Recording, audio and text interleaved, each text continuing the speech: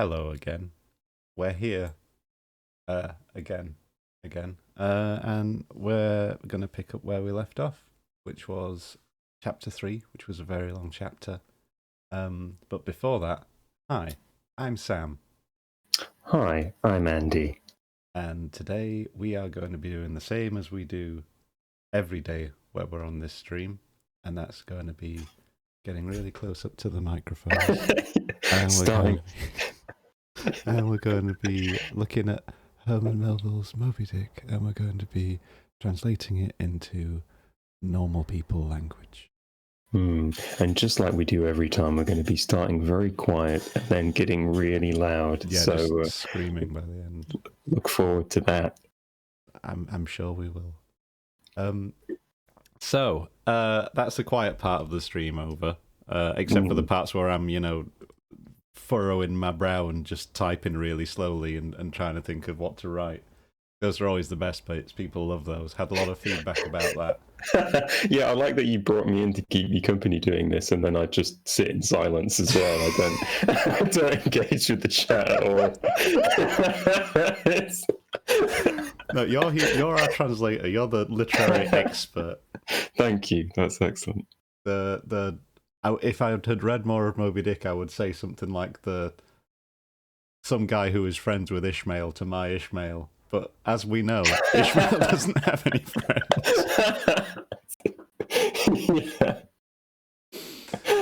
Yeah. Is he going to be friendless for the whole book? That's maybe going to be the question for this week. Can anyone in this world of harsh oceans and harsher, hunkier captains, can anyone truly say that they have friends? Not Ishmael. Not Ishmael. Not specifically this guy. This chump. Okay, so before we hop into it, Andy, would you like to give us a little bit of a recap on what's gotten us to this point? I will. You can't hear the music, but trust me, it's going to really supplement what you're going to be saying. So I'm just going to... It's going to make it a lot harder for me to bring the energy, isn't it? It is. Okay, it's from Yamato, so that should help you. So yeah, I'm going to play the music in 3, 2, 1, recap. Previously on Moby Dick, we had our hero Ishmael searching the town for some way of getting to sea. He didn't have much luck in the first place he went to. No, wait, he went to New Bedford. Yes, he's on his way to Nantucket. This is how recaps work.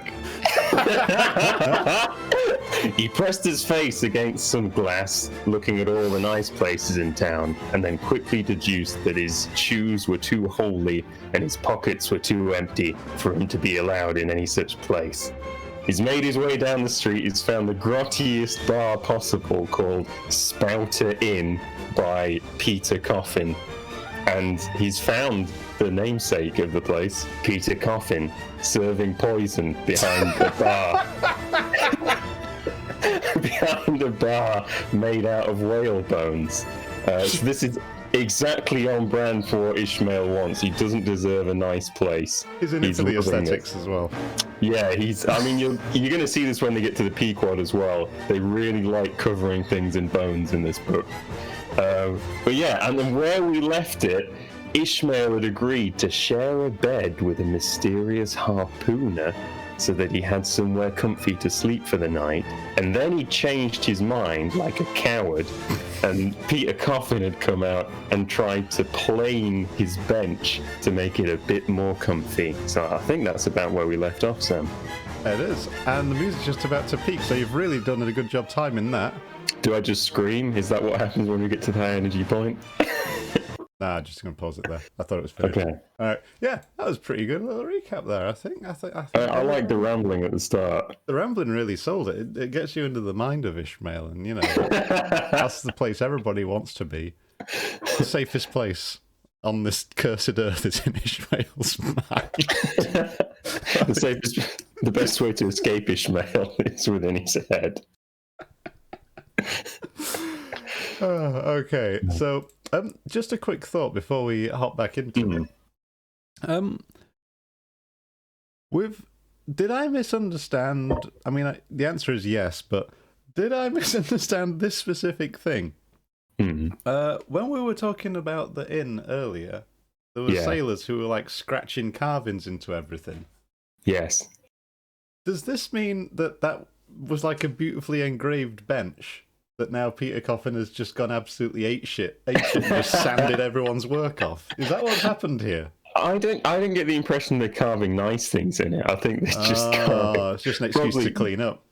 Yeah, it's their equivalent of Twitter. They just go in there and they carve something, but it's fewer than 40 characters. Otherwise, that would get messy. It's more like 5 characters. Peter Coffin's just done that thing where you delete a bunch of old tweets because you're like, I'm a different person to who I was back then. I don't want any of this coming back to get me. Yeah, there's a lot of teenage sailors in this bar.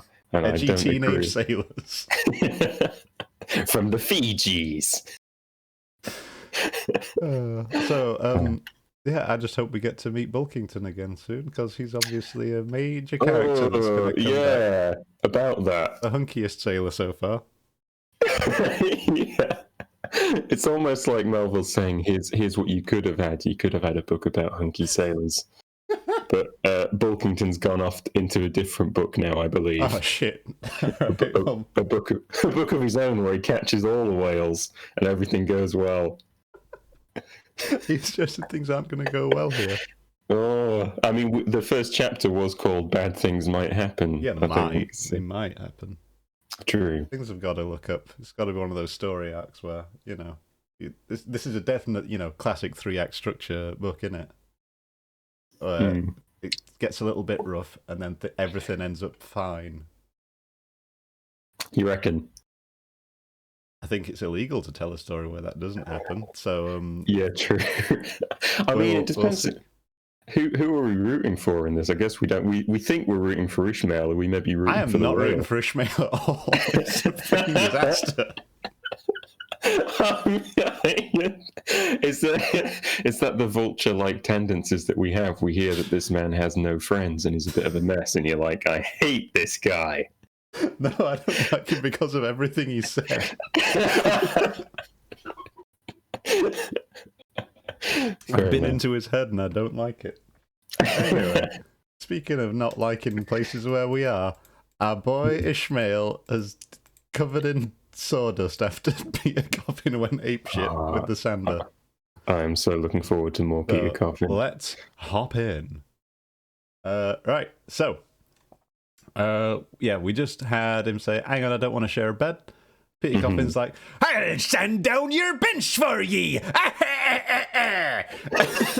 Which is a totally normal laugh, and I think I just had like a heart palpitation on that. Yeah, that sounded painful. So I just had a bacon and egg like bagel, and I'm surprised I didn't cough some of it up.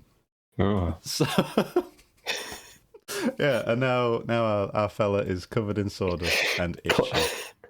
Classic Twitch fail, though, if you just coughed up a load of egg and bacon. An entire bagel just curving around. That's how you're going to get on the main page. That's what you got to do to make it big on Twitch. Yeah, no kidding. All right, so let's see where we got to. So he left me in a brown study, which is an art reference, because Ishmael's an art fan. Okay, so I now took the measure of the bench. That means look at it, not measure it, because they didn't have tape measures back in these days. We've established you had to throw rocks to find the distance between things. Yeah. So I now took the measure of the bench and found that it was a foot too short, but that could be mended with a chair. But it was a foot too narrow, and the other bench in the room was about 4 inches higher than the planed. What fucking hell has he planed off 4 inches of bench? I mean, he did go at it for a long time. Jesus Christ. There was no yoking them. I then placed the first bench lengthwise along the only clear space against the wall, leaving a little interval between for my back to settle down in. But I soon found that there came such a draught of cold air over me out from under the sill of the window, we call that a windowsill, that this plan would never do at all. especially as another current from the rickety door met the one from the window, and both together formed a series of small whirlwinds in the immediate vicinity of the spot where I had thought to spend the night. What a fucking whinger. Whew, yeah, gentle start, I think, to this section.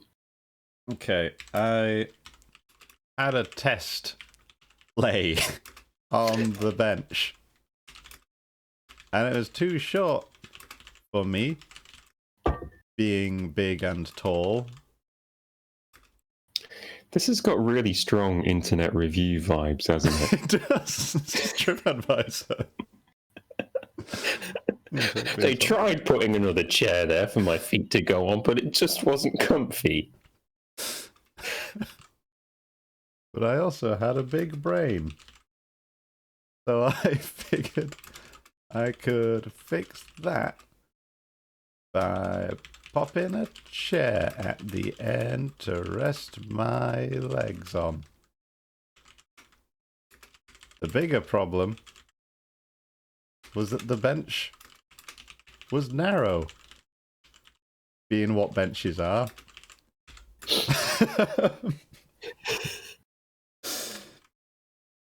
And the innkeeper had gone so mental with the, were we calling it a lathe? Plane. I don't know the difference between a plane and a lathe. I'm just not... I think a lathe. Again, I don't think either of us know anything about woodworking, or metalworking. But I think a lathe is like a thing you clamp things in. Oh, that sounds like a real term. It is. We did that with a saw once at school. Ah, that's why you make wood go into other wood. Another lesson that wasn't wasted. I'm going to call it a lathe. We started calling it a lathe, so we may as well continue. With the lathe, that my bed bench was 4 inches lower than the other benches. And I didn't want to ask the guy to lathe this one up, because he would probably die looking at him. Alright. Also, it was drafty. That's most of that line. Yeah, I think that really is. Okay, this is you. You got a good line here. The bench being a foot too narrow. How wide? I mean... Well, your benches are averaging like a foot in width, aren't they? Yeah, a foot too narrow makes it sound like there is no bench. No, it means it's just enough for his spine and his like kidney realm, whatever that bit of meat is either side of the spine. Again, we're not doctors, are we? Not doctors, not woodsmen. There's a lot of things we're not, but what we are is translators of Moby Saving this novel. You're welcome, Moby. So, no, I think the foot too narrow is fine. It's saying if it was about 2 foot wide, that would be all right. Mm-hmm. But 1 foot wide, like your shoulder blades are gonna come and like clamp down on it, aren't they? I guess. When you sleep like that, then you try and stand up. You've got it gripped in your shoulder blades. You can't escape, but everyone's like, oh, there goes Ishmael, the guy with the bench stuck to his back. Let's all go get to the whaling ships before him and get jobs while he's stuck to that bench. God, I would be really embarrassed if I was his friend. Come on, Bulkington. Let's go. Okay, you have a good line here. I was thinking Bulkington is the classic example of how if you just make a character say and do nothing, they're mysterious and people like them. It's this lovable, enigmatic quality. Okay. The devil fetch that harpooner, thought I. But stop. Couldn't I steal a march on him, bolt his door inside and jump into his bed, not to be wakened by the most violent knockings? It seemed no bad idea.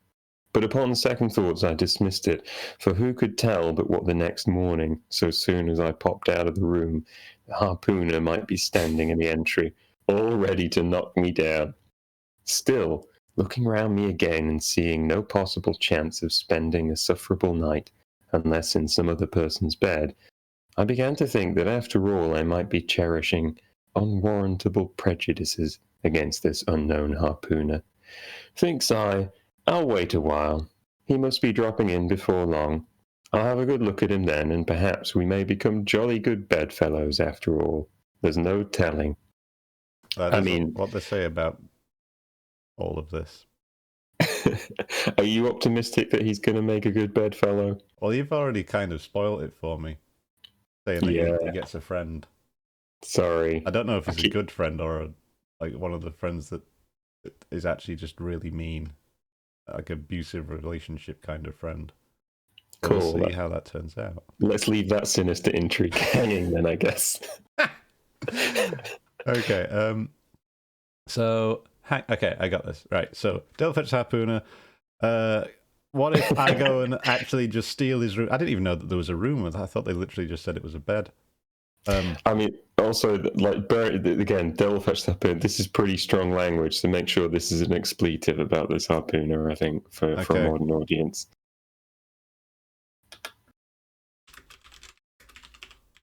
This fucking harpoon guy. What a fucking disaster he was causing for me. The prick. Yeah, that seems about right. I thought about heading up to his room, stealing his bed, and locking the door. Force him to knock me awake. That sort of thing. But then what if that pissed him off? He'd probably just punch me. I reconsidered. That's what that line was it not? Yeah, it was. What a cowardly approach to life. He's like, I can lock this guy out of his room and steal his bed. Oh, but what if he punches me?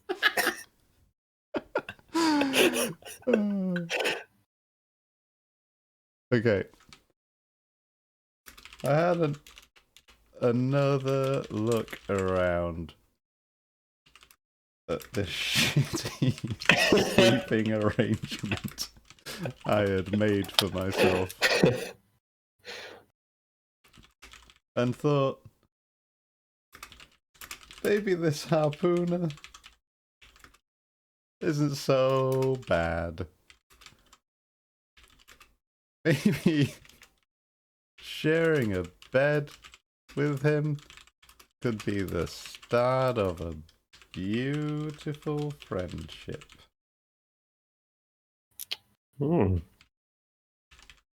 Optimistic. I know.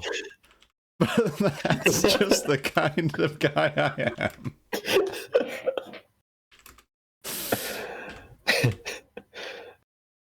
That's So Ishmael should be our alternative title for this.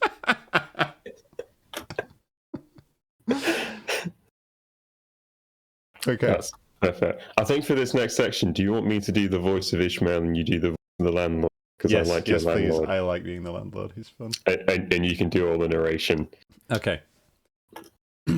Still, looking around me again and seeing no possible chance of spending a sufferable... Oh, we just did that, didn't we? Yeah, okay.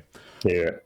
But though the other boarders kept coming in by ones, twos, and threes, and going to bed, yet no sign of my harpooner. Landlord, said I. What sort of chap is he? Does he always keep such late hours? It was now hard upon 12 o'clock. The landlord chuckled again with his lean chuckle, and seemed to be mightily tickled at something beyond my comprehension. No, he answered. Generally, he's an early bird, Early to bed and early to rise. Yes, he's the bird what catches the worm. But tonight he went out a-peddling, you see. And I don't see what on earth keeps him so late. Unless, maybe, he can't sell his... He can't sell his head? Can't sell his head? What sort of a bamboozling story is this you were telling me? Getting me into a towering rage. Do you pretend to say, landlord, that this harpooner is actually engaged this blessed Saturday night, or rather Sunday morning, in peddling his head about this town? Is he a prostitute? It's intrigue, isn't it? It We'll is. find out. I mean, is it like just a historical angle? Is selling head the same as it is now as it was back then? I don't think so. But but then this is a really strong reaction as well. So It is. I don't know. Jeez. Okay, That's precisely it. said the landlord. And I told him he couldn't sell it here. It's overstocked. There goes our ASMR listeners. With what?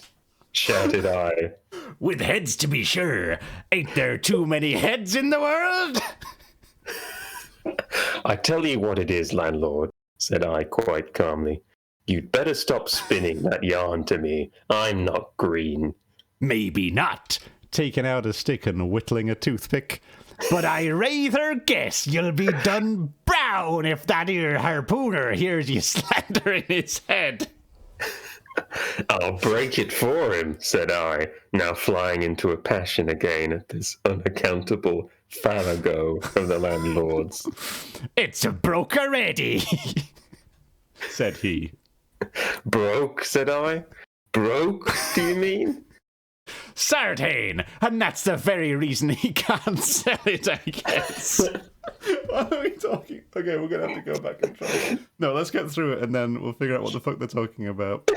It's quite a long way to go before Is you it? figure out what he's on Okay, about. we're gonna have Should we to take a pause? we're gonna have to pick a direction and we're gonna have to start translating. I mean, I think try and be as faithful as possible to the dialogue, and you can't go too wrong. I think. Okay, But so I can't change it to sex acts. don't make it explicitly sex acts. Okay. I mean, just go for. I'll pull you up. It works because we can have Ishmael being as confused as we are about this. That's what Melville's going for, isn't it? So we're being faithful translators. We are. That's what we're here for. Okay. Okay. Right. Other sailors. I'm going to see what Chad are up to while you're doing this. So far, It's just Emma. Laughing, being friends and all that. Going up to share beds and have a good time. But my harpoon guy, he was nowhere to be seen. And it was already midnight. Fucking hell, that's been... how does maths work? That's been 3 hours? 3 hours it's been waiting here. yeah. I'm going to clarify that. I mean, it's enough time for Peter Coffin to plane 3 or 4 inches off a bench. That whole period of time where Peter is just staring at him and planing, grinning like an ape, that was an hour in itself. How long the keeper has spent of this time staring me in the face and planing the bench between my legs. I mean, I think the way you wrote it, it was like he was too terrified to move, I guess. Yeah. Okay. So yeah, he's still not here. Yeah, no, so okay, and yeah, I think we can keep. Let's just do copy paste here, and Okay. we'll just adapt. Yeah. Landlord said I. Actually, it's I said.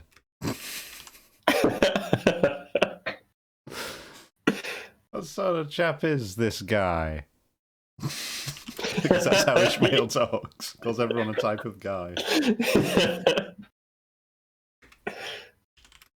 You're always back this late. Oh, wait, we already had that. Yeah, okay.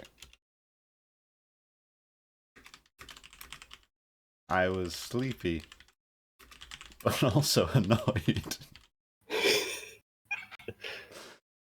Landlord chuckled again, and seemed to be mightily tickled at something. But okay.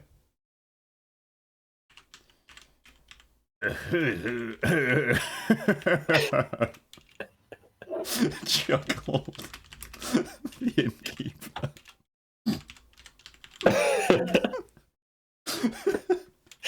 He's got that anime laugh. Yeah.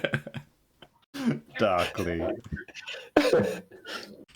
As if he had just heard some mean joke about me. Oh.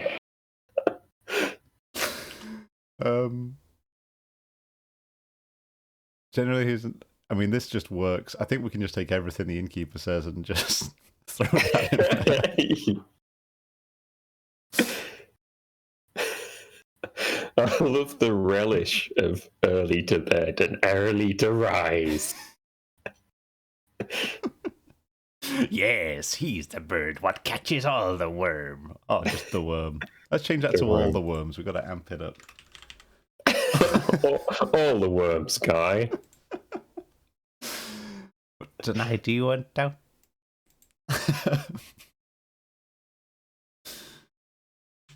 I had no idea why he said the word early like that. This guy clearly had more pressing problems.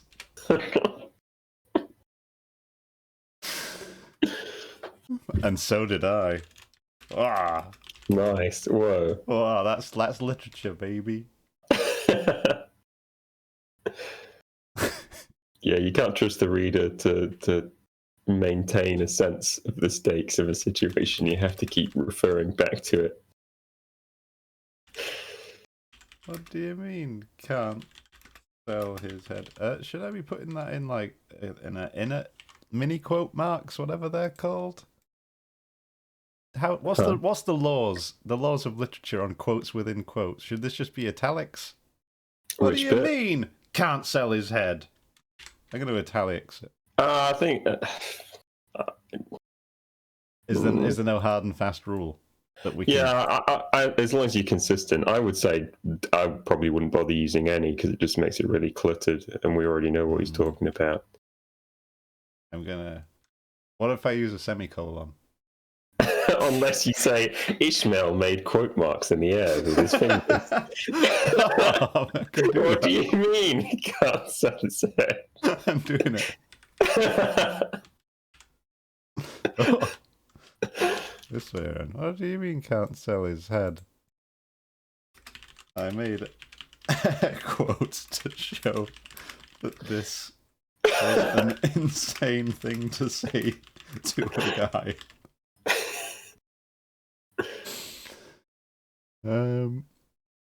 The bit where he ramps up in a rage is interesting. I was fucking pissed. I was livid. Yeah, I was pissed, livid.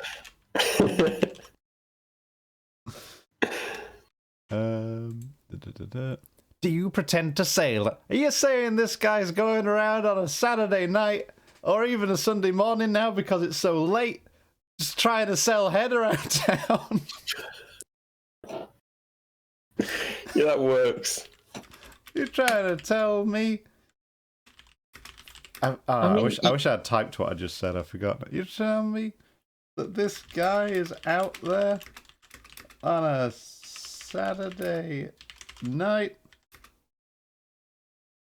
or now technically a Sunday morning since it's so fucking late. Trying to sell. Let's keep with his head. Okay. Oh, his head around town.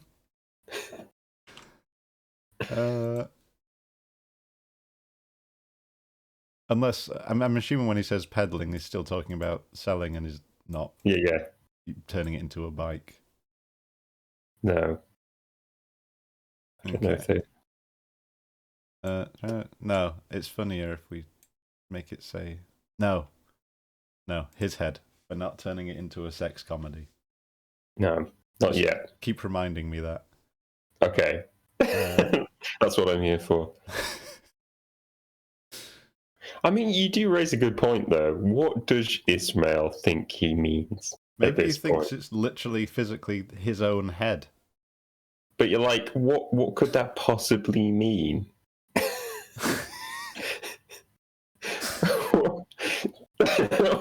What does that mean to Ishmael? Like, why is he getting so mad? We may revisit this. I might send a message to Whores of Yore who do like historical studies on sex workers, and just ask when this terminology entered common parlance, and is this Ishmael thinking this man's a prostitute? What? Spoilers! Emma just spoiled the heads part. Oh no! Oh, I was looking forward to that reveal. Now the mystery's gone. I mean, I didn't hear it, so the stream probably didn't hear it either. I heard it. I spoiled it for everyone. It's just a chain of. What's the opposite of like? I don't know what word I'm looking for. Hi, I'm Sam Grant. I'm writing better than Herman Melville. Yeah, that's what we do. Okay. Fuck's sake. Where will we get up to? Okay, selling his head around town. I wanted to write around a town with this many sailors in, and he can't even get a sail, but it's just too much. Well, that's when we get to that's why the landlord is here. I mean, that's just perfect. We're keeping that.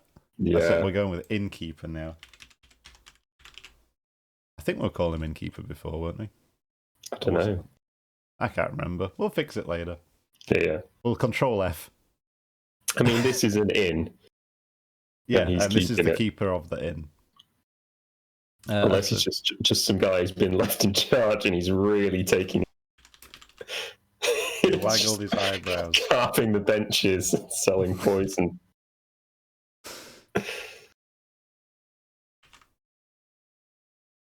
I was getting really, really angry about all of this. I needed to get on a boat.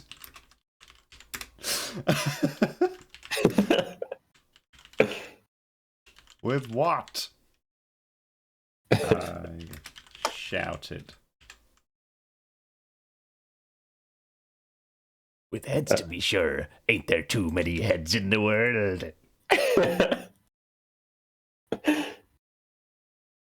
Emma says, sorry, it's all right. I think somebody needed to break the tension of what the head was, probably. It was very unsettling. Mm. We're making everyone more physically emphatic. This is a lot of like. So far, yeah. Melville doesn't seem to describe action so much as what people are feeling. Right, and saying. Everyone's used to seeing films these days where, like, if you know someone's a good actor, you see how they act, with their body. So, to really make the innkeeper sell this point, we're going to have him grabbed his own head by the sides, like that painting of the Scream. No, because then people need to know what that is, and that's not what every man would do.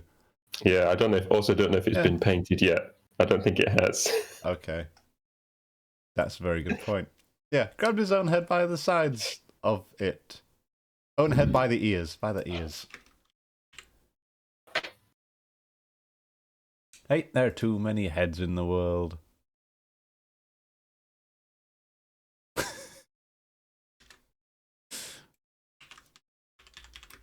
Stop fucking about.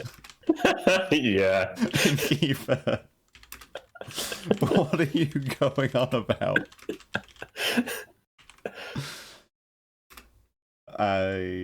Well, okay, have we used yelled yet? We've had shouted. Yeah, we're yelling now. I yelled. I mean, this is the bit he says calmly, and then he flies off the handle again in a moment. So oh yeah. Okay. All right. maybe you could add drama to him, like talking quietly. You could say hissed or something. I'd calm down a little bit. I'd calm down. I'd calm down a little bit. Stop thinking about Innkeeper. I'd calm down a little bit. Do you think I'm a fucking idiot? Yeah.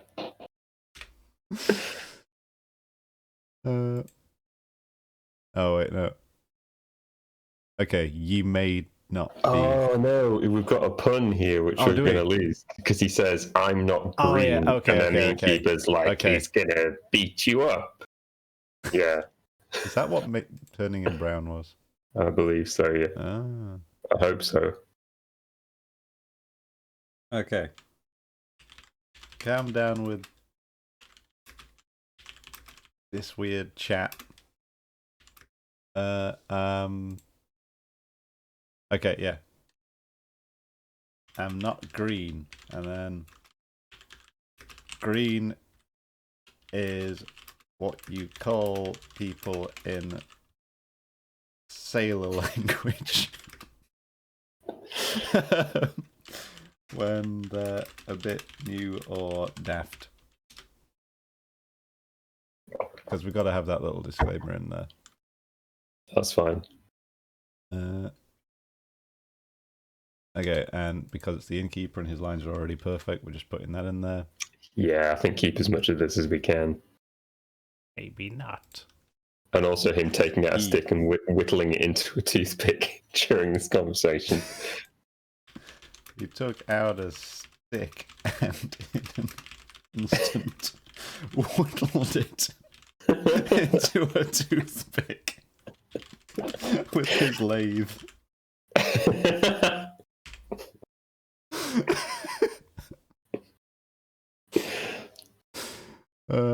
You'll be done brown if that here. Yeah, okay, we'll just put apostrophes in. But, yeah, harpoon it. Here's you. Is there an apostrophe either side of No, it's just slandering, isn't it? A slandering. So many apostrophes.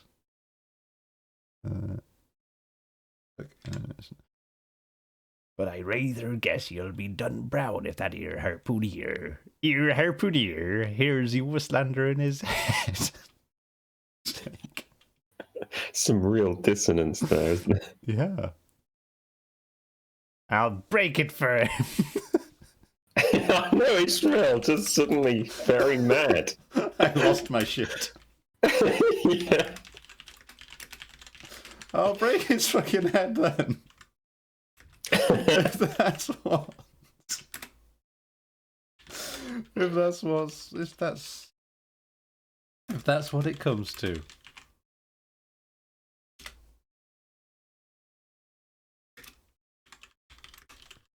Really needed to get on a boat.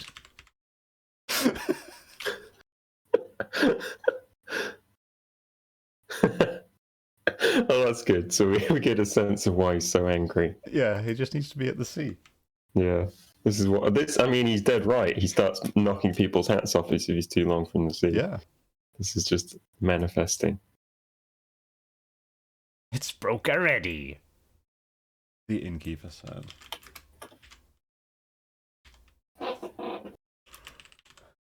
Broke, said I. Broke, I said. This is going to be tedious.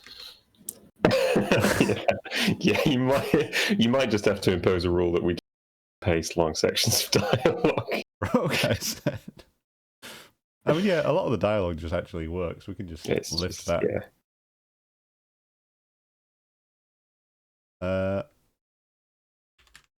Just with like an asterisk, and it's saying just ignore every time he says "said I" and make it "I said" in your head.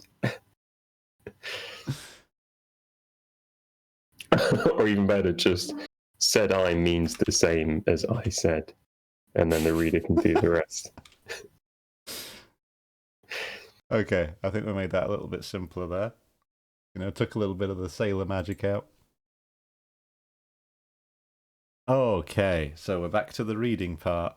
How far are we off the end of this chapter? Okay, oh shit, still quite far. So certain that's the very reason he can't sell it, I guess. And then okay, yeah. Do you want me to do the narration and Ishmael, and you do the landlord? Yeah, I figure we'll just do this paragraph though, because it's a biggie. Okay, cool. "Landlord," said I, going up to him as cool as Mount Hecla in a snowstorm. "Landlord, stop whittling. You and I must understand one another, and that too without delay.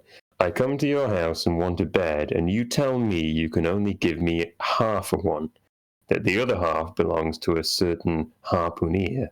And about this harpooneer, whom I have not yet seen, you persist in telling me the most mystifying and exasperating stories, tending to begetting me an uncomfortable feeling towards the man whom you design for my bedfellow, a sort of connexion, landlord, which is an intimate and confidential one in the highest degree. I now demand of you to speak out and tell me who and what this harpooneer is, and whether I shall be in all respects safe to spend the night with him.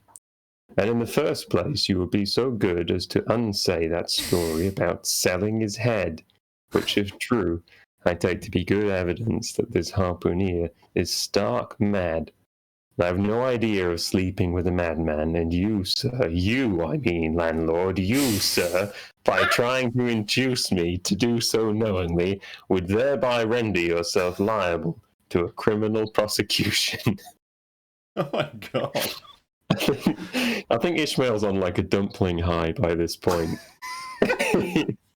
He's got that kind of weird dumpling euphoria. Man, this is Okay. So everything clear here? Yeah, I mean, yeah, it is. I'm just going to copy paste it and make it a little bit simpler. And by that, so Mount Hecla. Who knows what Mount Hecla is? I'm just going to say a mountain. Big mountain.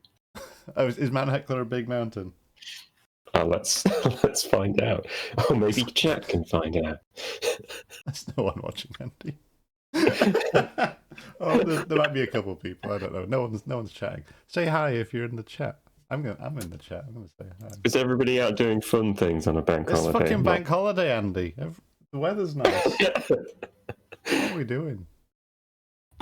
Okay, so Hecla is a stratovolcano in the south of Iceland with a height of 1,491 meters. That's a good fact. We're not going to put it in here because we're trying to simplify. And that means we give people as little information as we can. That's just for our gratification. Now just we so know. we know. Now we've learned. We've enriched ourselves through this process.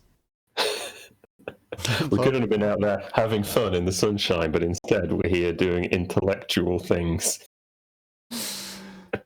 You and I must understand one another, and that too without delay. This is a big block of text, so I'm going to have to break it up with bits of action. Actually, no, it's a monologue. It's not a monologue. Okay, monologue is where you talk to yourself or to someone else. I've forgotten all my theatre. Soliloquy is talking to yourself. That's talking to yourself, yeah. So this is a monologue. Soliloquy is spelled... I fucking hate the word soliloquy. Anyway. Soliloquy. It's all Greek to me. Is it a Greek word? I don't know if I'm getting literature dunked.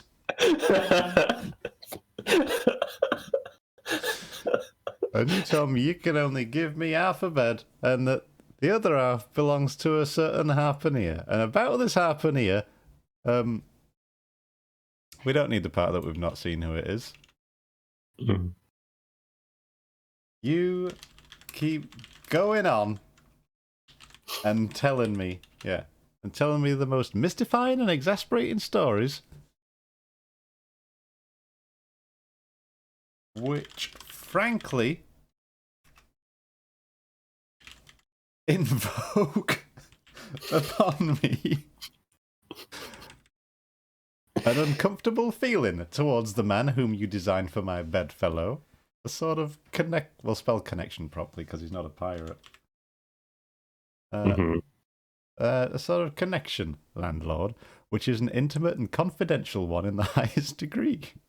I now demand of you to speak out and tell me who and what this harpooner is, and whether I shall be in all respects... Okay, I'm going to put in a break here.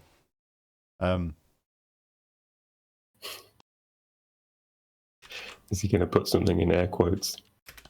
I had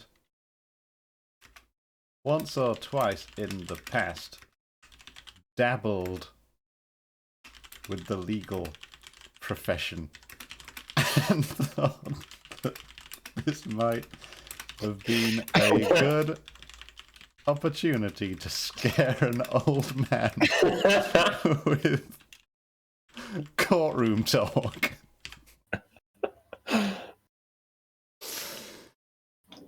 I now demand of you to speak out and tell me who and what this harpooner is, and whether I shall be in all respects safe to spend the night with him. And in the first place, you'll be so good as to unsay that story about selling his head. Retract. We shall retract that story about selling his head, which, if true, I take to be good evidence that this harpooner is stark mad. And I have no idea of sleeping. I have no... When he says I have no idea of... Yeah, let's do intention. Mm-hmm. Or is he saying that I don't even know what sleeping with a madman would be like? I think it's intention. Okay. Thing. Let's just do that. And you, sir, I mean you, landlord. You, sir! I love this bit. Trying to induce me to do so knowingly would thereby render yourself liable to a criminal prosecution. I mean, this whole section, it has got this amazing, oratory, tone to it, where he, states his qualifications, states how people normally sleep in beds together and how it's, very intimate, and then makes his case for what the landlord's been doing. It's awesome. It's like A Few Good Men. I folded my arms and snorted in that way that I always assumed lawyers would do after making a good case. I can't wait for you to read the next paragraph. Okay. Well, said the landlord, fetching a long breath. Oh, well, that's a pretty long sermon for a chap that rips a little now and then. What does he mean? Rips a little? I don't actually know in that case. I mean, we're not changing the innkeeper's speech, so it's fine. Yeah. But be easy, be easy. This here harpooner I have been telling you of has just arrived from the South Seas, where he brought up a lot of balmed New Zealand heads, great curios, you know, and he's sold all on 'em but one. I can't do I need water. You're going to cough up some bacon. And that one he's trying to sell tonight, 'cause tomorrow's Sunday and it would not do to be selling human heads about the streets when folks is going to churches. He wanted to last Sunday, but I stopped him just as he was going out of the door with 4 heads strung on a string, for all the earth like a string of Indians. I love Indians. Yeah. Oh, this is our boy Peter Coffin. I mean, we're just having that. That's fine. Yeah. We don't need to change any of this. I will just change that wall to a well, said the landlord. Okay. Right. Okay. This account cleared up the otherwise unaccountable mystery and showed that the landlord, after all, had no idea of fooling me. I think he did a little bit, Yeah, he kept laughing. Yeah, kept chuckling at you, being mean. But at the same time, what would I think of a harpooner who stayed out of a Saturday night, clean into the Holy Sabbath, engaged in such a cannibal business as selling the heads of dead idolaters?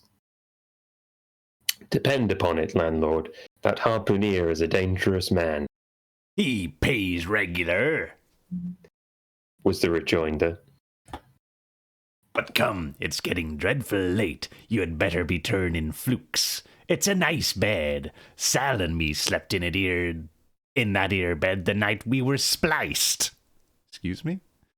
There's plenty of room for two to kick about in that bed. It's an almighty big bed, that. Why, afore we give it up, Sal used to put our salmon little Johnny in the foot of it. But I got a dreaming and sprawling about one night, and somehow Sam got pitched to the floor and came near breaking his arm. Arter that, Sal said it wouldn't do. Come along here, I'll give you a glim in a jiffy. And so saying, he lighted a candle and held it towards me, offering to lead the way. But I stood irresolute, when, looking at a clock in the corner, he exclaimed, Aye, vum, it's Sunday. You won't see that harpooner tonight. He's come to anchor somewhere. Come along then. Do come. Won't ye come? He's just... Oh, I love it. He's 110% landlording all the time. Bonkers. Yeah. Okay, so we just had the Indians. So, Indians. all right, this all seemed normal enough to me. This all made sense. Mm-hmm. My case was lost. Was making total sense.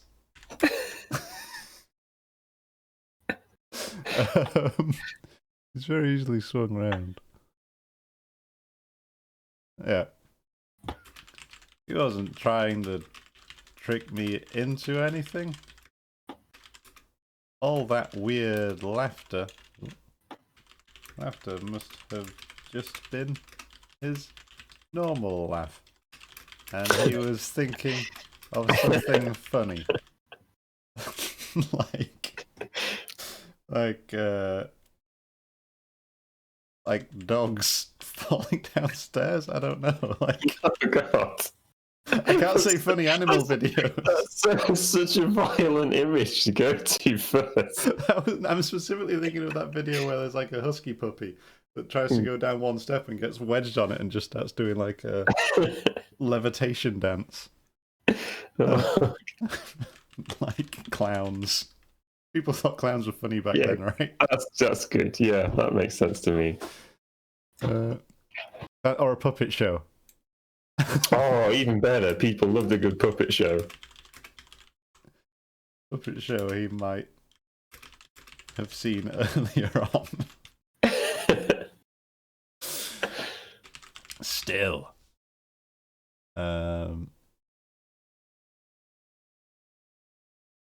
Still. A literal head salesman. Sounded like a pretty sketchy prospect to me. And I wasn't super keen on sharing a bed with a guy who does weird cannibal shit.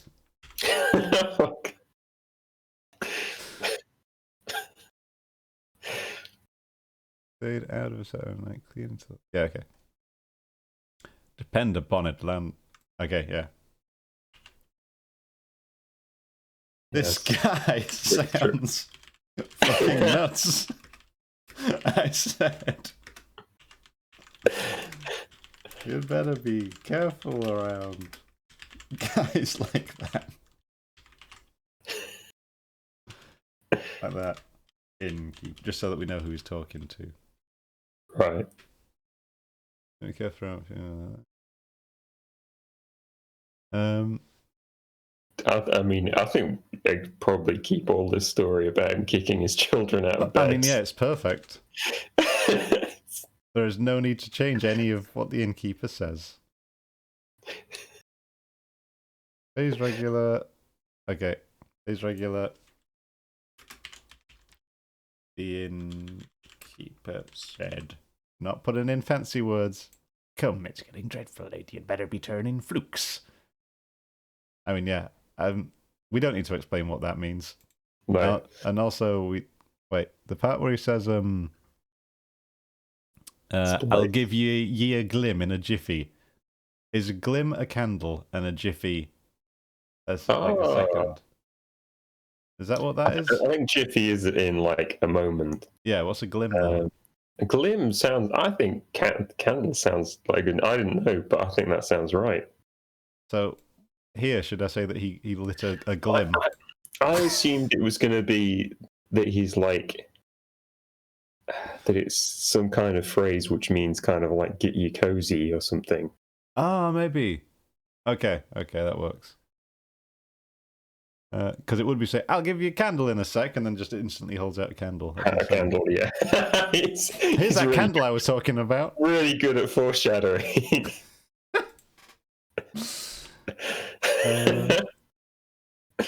All right. And this was in italics, so we'll put that back in italics. Okay. He was really keen on me coming. So I came? No. I mean, we haven't got to the next paragraph yet, which is him following along, I guess. But yeah, keeping the do come, won't you come, I think is important. Italicized as well. Yeah. Do come, won't ye come?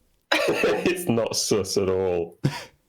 I considered the matter a moment, and then upstairs we went, and I was ushered into a small room as cold as a clam, and furnished sure enough with a prodigious bed, almost big enough indeed for any 4 harpooneers to sleep abreast. There, big bed, said the landlord, placing the candle on a crazy old sea chest. That's tickled you, has it?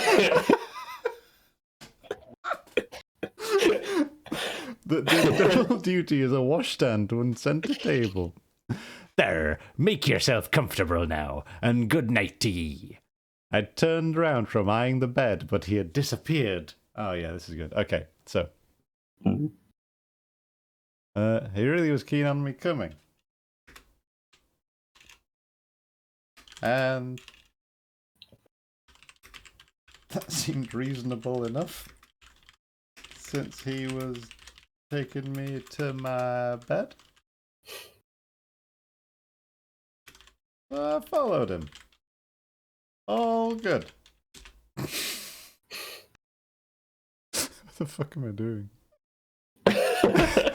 That works.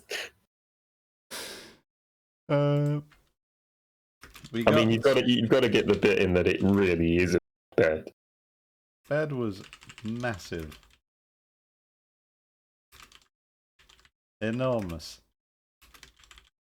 You could fit 4 harpooneers in it, even if they were massive. It makes you wonder how Peter Coffin managed to accidentally kick one of his children out of the bed if it's so big, but there you go. Like that Bulkington guy. Yeah. You could fit 4 Bulkingtons in this bed. God Ishmael. A 4 Bulkington bed. What a thought.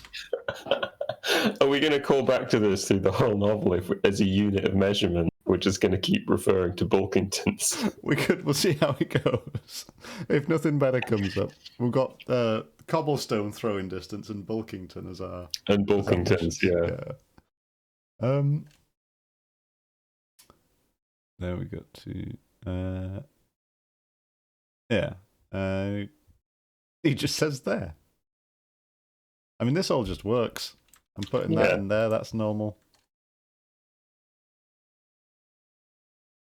There, said the landlord. Innkeeper. It's always the innkeeper now. I don't know whether I should be capitalising innkeeper, because it's his name. Placing the candle on. You're saying the innkeeper. Some crazy, not just a crazy old that did double duty as a washstand and centre table. There, make yourself comfortable now, and good night to ye. I turned round from eyeing the bed. After a while, I turned round from eyeing the bed, but he had disappeared. Trying to be bamboozled by the size of this bed.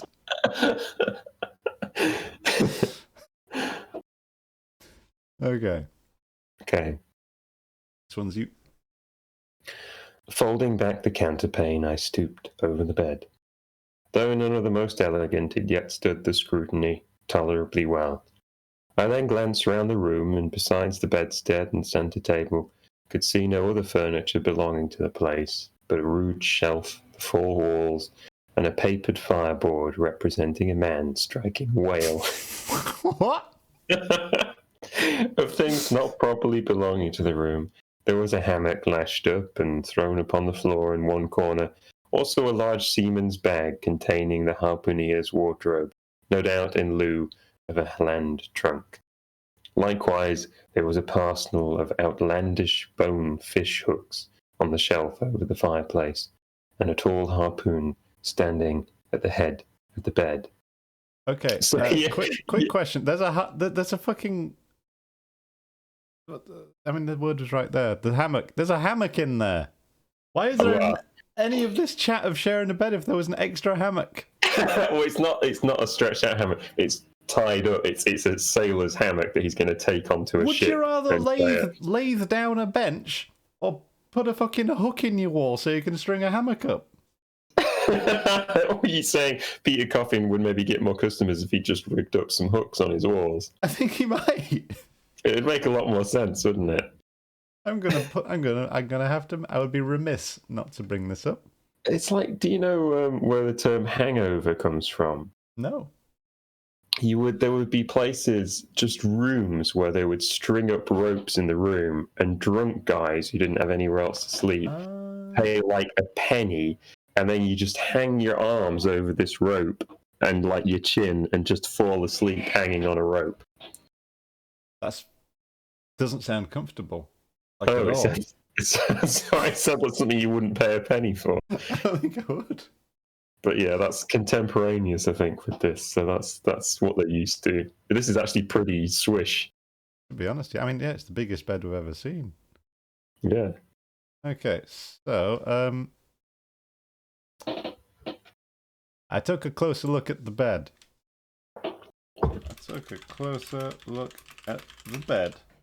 Because I've just been looking at the bed for ages. Yeah. Ishmael's main thing is looking at something and then continuing to look at it, but closer up. That's his skill. There's a close look at the bed. It wasn't fancy, but it wasn't too bad. And it was still enormous.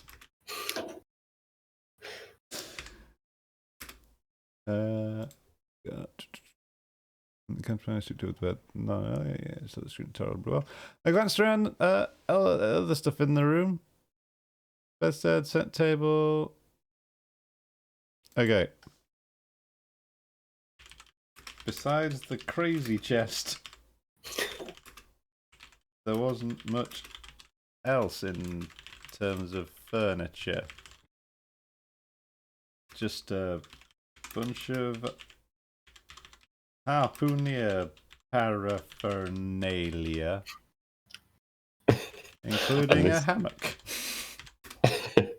Have you got the papered fireboard representing a man striking a whale? Because that seems... Is that the harpooner's drawing, or is that... I think that's part of the furnishings of the room. And again, like just to clarify, Peter Coffin's like, oh, don't eat too many dumplings, you're going to have nightmares. Enjoy my room with this huge picture of a whale being killed. There wasn't much else in terms of furniture. Just a few shelves with crap on them. No, because then people might think that's actual crap. A few shelves. And a big... Okay, it wasn't a painting, was it? It was a... It's like a screen in front of the fireplace, I think. Good fireboard. Val says he would like a whale and harpoon emoji to spam. You bring me one. I don't know how this works. Do one in ASCII somehow. Yeah. Yeah, you need kind of like one emote where somebody plays the whale, and then another emote where somebody can attempt to, yeah.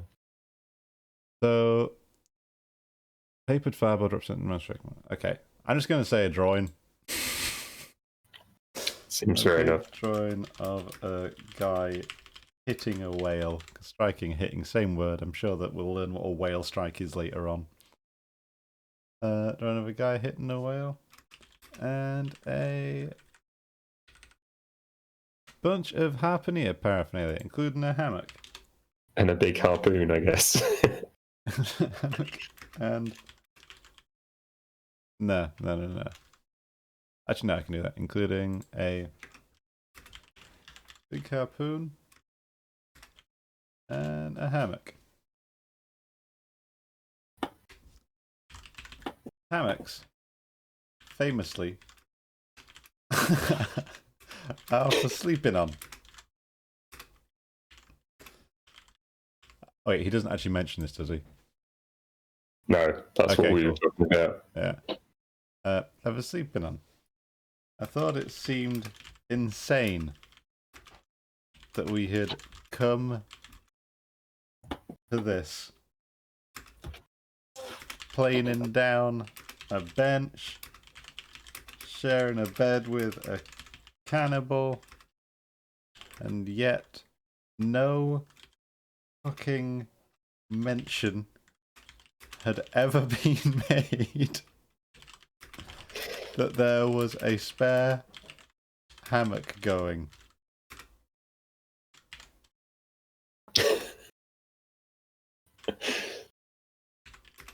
My heart rate. No.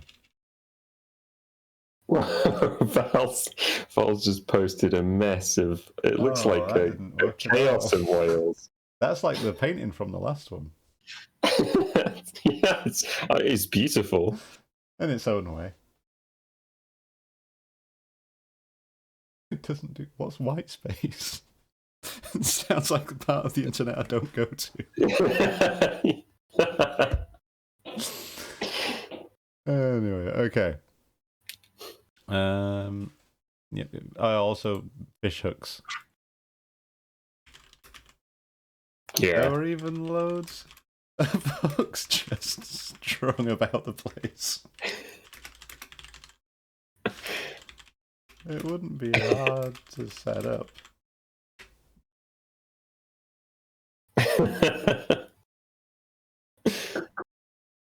Okay, so. But what is this on the chest? I took it up and held it close to the light, and felt it, and smelt it, and tried every way possible to arrive at some satisfactory conclusion concerning it. I can compare it to nothing but a large doormat. It might be a doormat, Ishmael! Why is he sniffing it?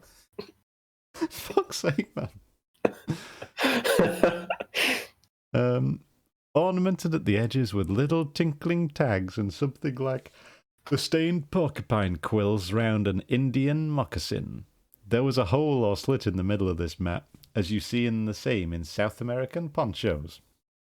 But could it be possible that any sober harpooneer would get into a doormat and parade the streets of any Christian town in that sort of guise? I put it on to try it.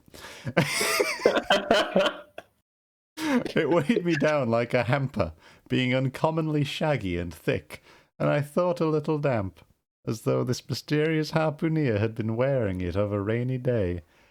I went up in it to a bit of glass stuck against the wall, and I never saw such a sight in my life. I tore myself out of it in such a hurry that I gave myself a kink in the neck.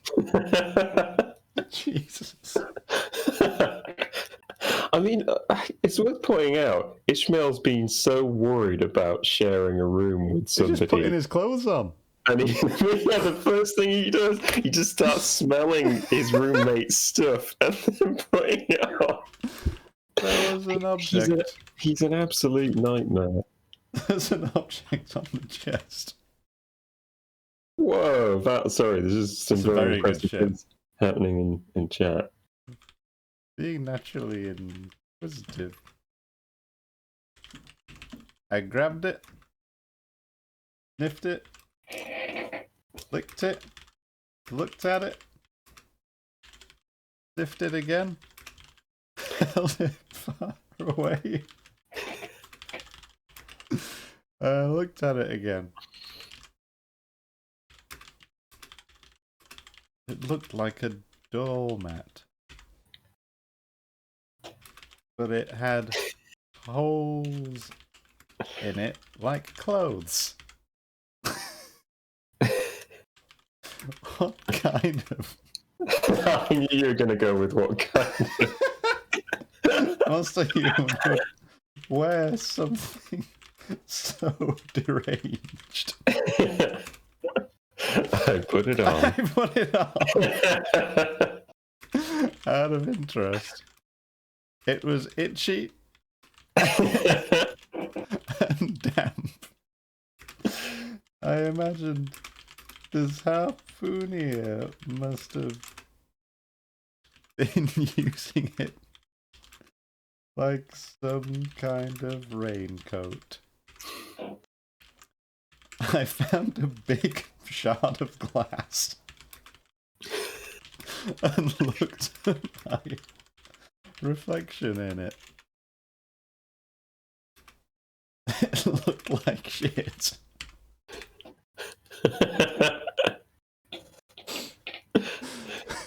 Are you going to retain him pulling it off and protecting his own neck? I ripped it off my body so furiously and quickly, hastily that I pulled a muscle in my neck. Okay. Well done. These are some tough ones, How but far we're have we getting got to through. go? Let me just... I'm scouting ahead. Quite Oh a my bit, but god, there's so far to go! it's going to get exciting though. So, okay. I sat down on the side of the bed and commenced thinking about this head-peddling harpooner and his doormat. After thinking some time on the bedside, I got up and took off my monkey jacket, and then stood in the middle of the room thinking. I then took off my coat and thought a little more in my shirt sleeves, but beginning to feel very cold now, half dressed as I was, and remembering that the landlord said about the harpooneers not coming home at all that night, it being so very late, I made no more ado, but jumped out of my pantaloons and boots, and then, blowing out the light, tumbled into bed, commended myself to the care of heaven. Nice. So it's a lot of thinking and undressing and then thinking a bit more. So this is what readers want from Ishmael. I thought about this harpooner and his doormat. Yeah, have a good time. Yeah, let me know where to go and when. Bye. Emma's off to enjoy the sunshine like some kind of normie. Oh, what? Well, have fun, I guess, Emma. Okay, I thought about this harpooner and his doormat and slowly started to undress.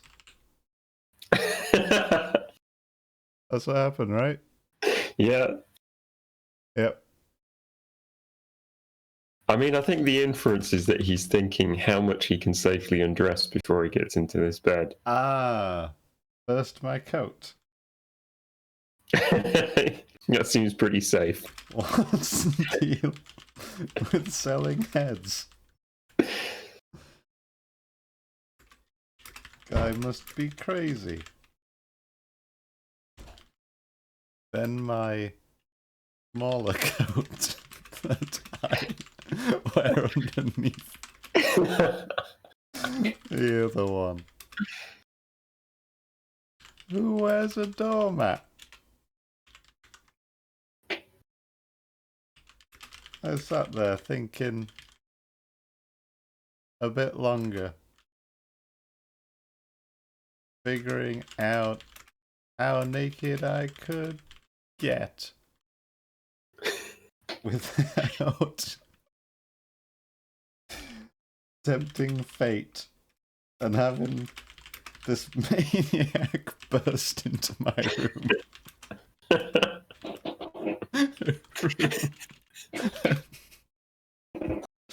room to punch me.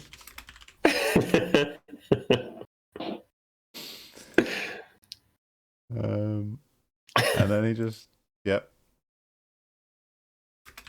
I made a calculated decision. Got naked. Bunkered down under the sheets.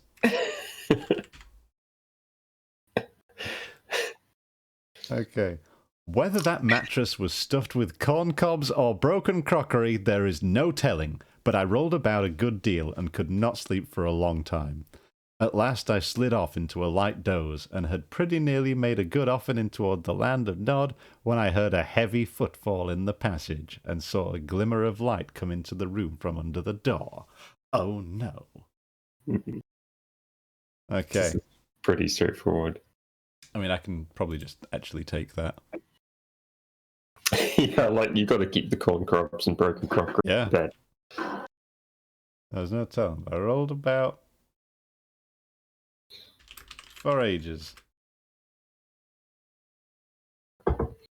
Couldn't get to sleep. Couldn't get to sleep. Yeah. At last I slid off into a light doze, and it pretty nearly made a good... It does, and... was nearly there. I had a heavy footfall, because we don't want people to ask what the land of Nod is, or where it is, or anything like that. True. When I heard a heavy footfall in the passage and saw a glimmer of light come into the room from under the door. All right. Oh, this is a... I'm going to get a drink. You can... I'll... Wait for me, because otherwise I'm not going to know what we're doing. Hang on. I'm just going to put on some more whale noise. So are people going to be able to see me listening to whale noise, or is it going to go to a card? Do you want them to be able to see you? You can go to a card if you want. I can just sit here in silence. We'll go to the card. Just everybody watching, just know that Andy's just sat there waiting. I'll go get a drink too. All right.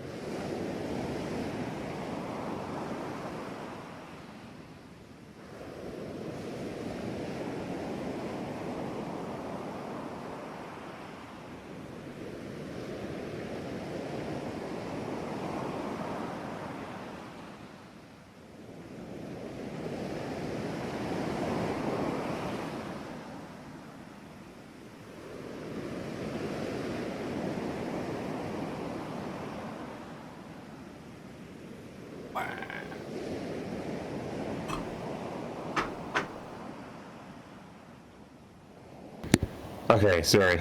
I'm back too. Oh, good. That's good timing. Hi. Hello. Let's just stop the ocean. I just thought, actually, as soon as I left, I was like, wait, that's terrible. I should have just stayed there and, like, monologued until you got back. I mean, it gives everybody a break. It's like an interlude. Yeah. This is the point where somebody would come out and sell ice cream in between the... Oh my god, I wish I had an ice cream. Oh. Instead, I just have a gin and tonic. Oh, nice. Because it's the weekend, baby. Okay. Okay. Oh, shit. Cliffhanger. We just gone to this dude coming back. Dudes at the door. Dudes at the door. Okay, Chapter 8, Dudes at the Door. I will take this away, I guess. Okay. Lord save me, thinks I. That must be the harpooner, the infernal head peddler. But I lay perfectly still and resolved not to say a word till spoken to.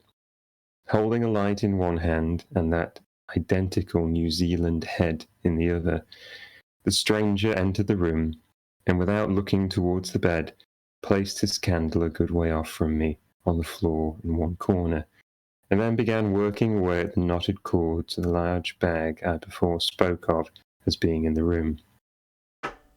I was all eagerness to see his face, but he kept it averted for some time while employed in lacing the bag's mouth. This accomplished, however, he turned round when, good heavens, what a sight! Such a face! It was of a dark purplish yellow colour, here and there stuck over with large blackish-looking squares.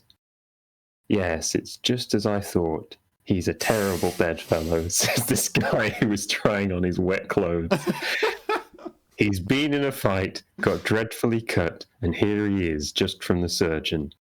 But at that moment he chanced to turn his face so towards the light that I plainly saw they could not be sticking plasters at all, those black squares on his cheeks.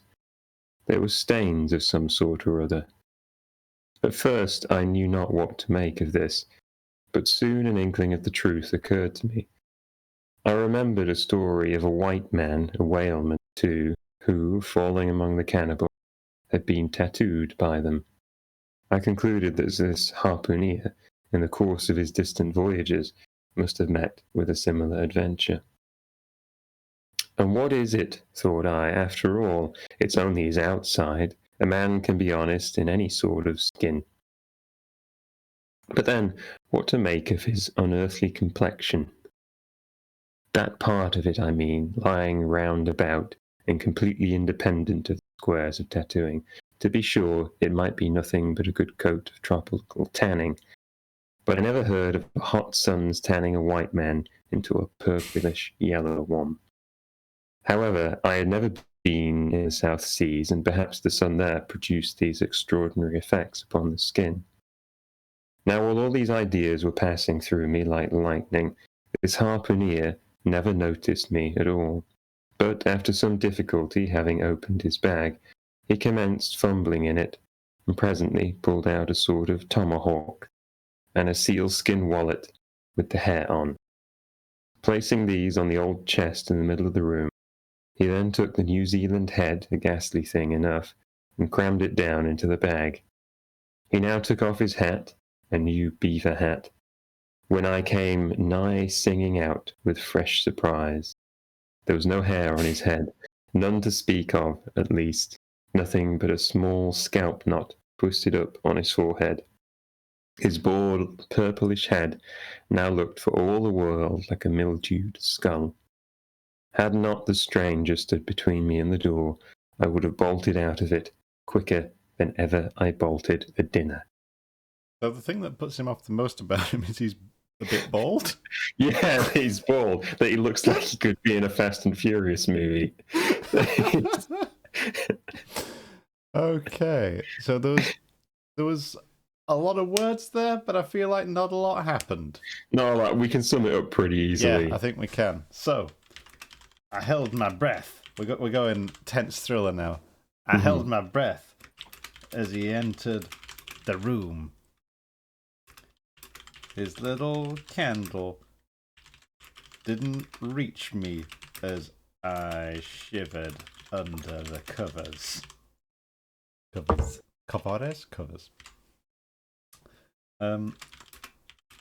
He put the candle down in the corner and started going through his bag. I couldn't see his face until he turned around, and then I could. His face was a monster mash hodgepodge of all sorts of colours and shapes. It's slightly derailed. That's what he says. Not true, I guess it is. I remember hearing stories about people going to New Zealand and getting tattoos on their gap years. Yeah, getting face tattoos. Maybe that's what had happened to this guy. I know we need the part about the plasters. Oh yeah, he thinks it's sticking plasters. Oh, I think my phone's about to run out, so goodbye, chat. It's been real. Oh, bloody hell. He's been out fighting and his face is covered in cuts and bruises and plasters. I thought. But then I remembered hearing stories of that's what happened to this guy. Maybe that's what's happened to this guy, and then he... Okay, we need the terrible bedfellow. Yeah, it's just the hypocrisy of it. I can't believe, like, he's just the worst. Yeah. And he's... Then I remembered hearing stories. Okay. Maybe that's what had happened to this guy. Yep. He pulled out some weird items from his bag, including an axe and a hairy wallet. Yeah. Then he crammed this weird shrunken head down into the bottom of the bag. And bottom of the bag. And then the weirdest part came.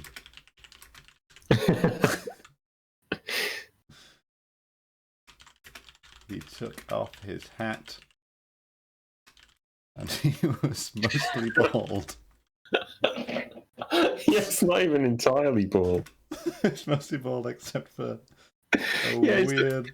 There was no hair on his head except the bit of hair on his head. Weird Actually less bald than most bald people. His forehead. I nearly...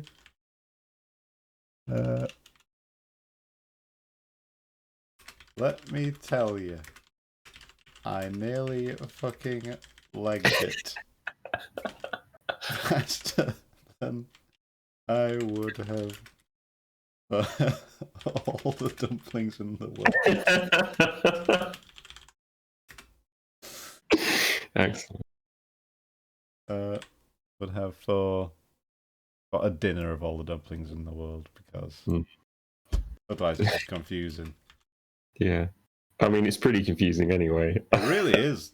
I ran faster than I would have eaten a dinner quickly. I built it out. Oh, yeah. Whoa, yeah, that is confusing.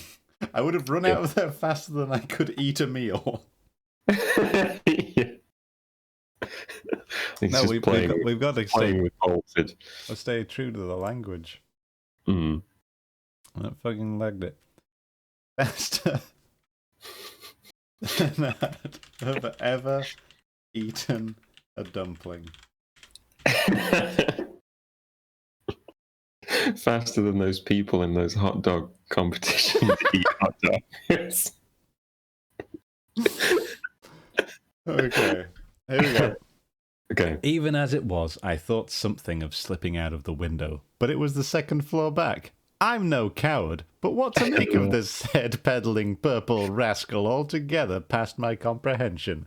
Ignorance is the parent of fear, and being completely nonplussed and confounded about the stranger, I confess I was now as much afraid of him as if it was the devil himself who had thus broken into my room at the dead of night. In fact, I was so afraid of him that I was not game enough just then to address him and demand a satisfactory answer concerning what seemed inexplicable in him. There's some good truths, I think, buried in this, where he's like, it's my complete ignorance that's making me afraid of this person, and it's my fear of this person that's making me not like them. So, oh, that's good. Let's just write that. Yeah. I know it was my ignorance stoking my fear of this guy. This guy. But I'd never seen a guy like this before. And my fear, brought on as it was by ignorance, was enough to stop me asking what his deal was. Oh, it's this vicious cycle. Yeah, so it was like a little vicious, Viscous. viscous cycle. Fuck's sake, is there an F in it? It's the worst washing machine setting. It was like a little vicious cycle with just me in the middle of it. Being afraid. Being afraid and thinking about jumping out of the window. Nice. But I'd come up a lot of steps to get here. And I didn't fancy skipping them down to street level.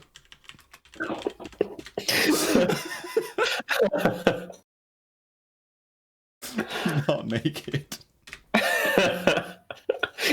Yeah, just put "and naked" in parentheses, I guess. Not naked anyway. I did like that earlier decision making. It was like he was pretty convinced he was going to get punched, but he just needed to think about how naked he wanted to be when that happened. Yeah. This is all very relatable. Yeah. Okay. Meanwhile, he continued the business of undressing, and at last showed his chest and arms. As I live, these covered parts of him were checkered with the same squares as his face. His back, too, was all over the same dark squares. He seemed to have been in a 30 years' war and just escaped from it with a stick-in-plaster shirt. What the fuck? Still more, his very legs were marked, as if a parcel of dark green frogs were running up the trunks of a young palm. It was now quite plain that he must be some abominable savage or other shipped aboard of a whaleman in the South Seas, and so landed in this Christian country. I quaked to think of it. A peddler of heads, too. Perhaps the heads of his own brothers. He might take a fancy to mine. Heavens, look at that tomahawk! He's really lost it at this point, hasn't he? Yeah. I bet. Do you think he regrets wearing his clothes? Yeah, taking his. You'd hope at this stage he might. And obviously we've got some offensive language in there as well, using some of the tropes of his time. What, in the part that I just read? Yeah, a little bit, yeah. And he's going to turn a corner. That's what. Okay, this is character development. Yeah. Okay. He started getting. Speaking of naked, he was getting his clothes off now. His chest and arms covered in the same sort of tattoos as his face. It looked like he'd been in a war for... was it hundreds of years? 30 years. Okay. A war for 30 years or so. And now war, the customary 30-year war. Checkered plaster shirt.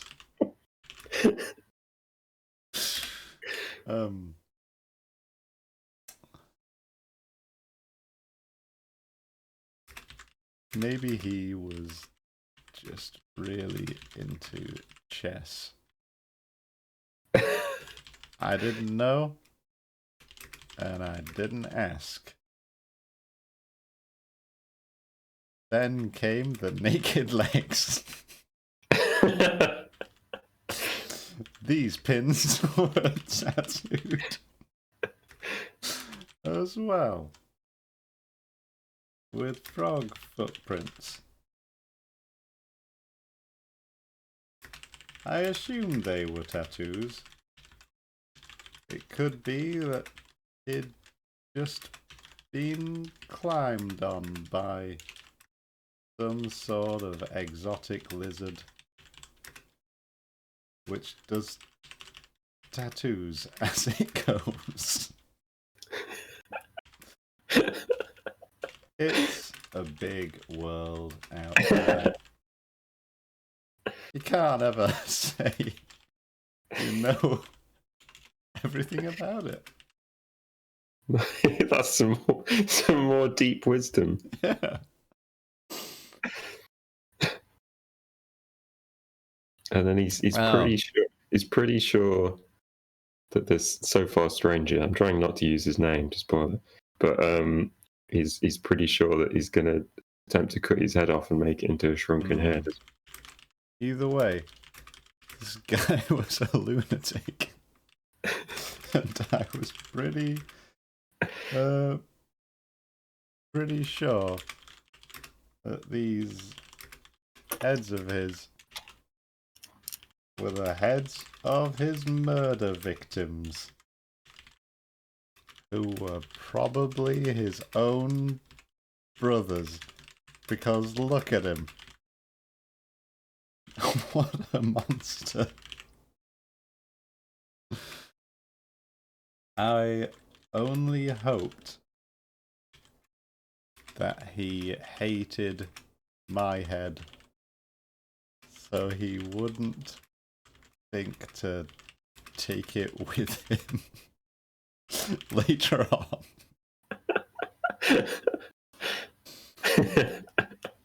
Are you going to keep look at that tomahawk exclamation mark at the end of it? Yes, I am.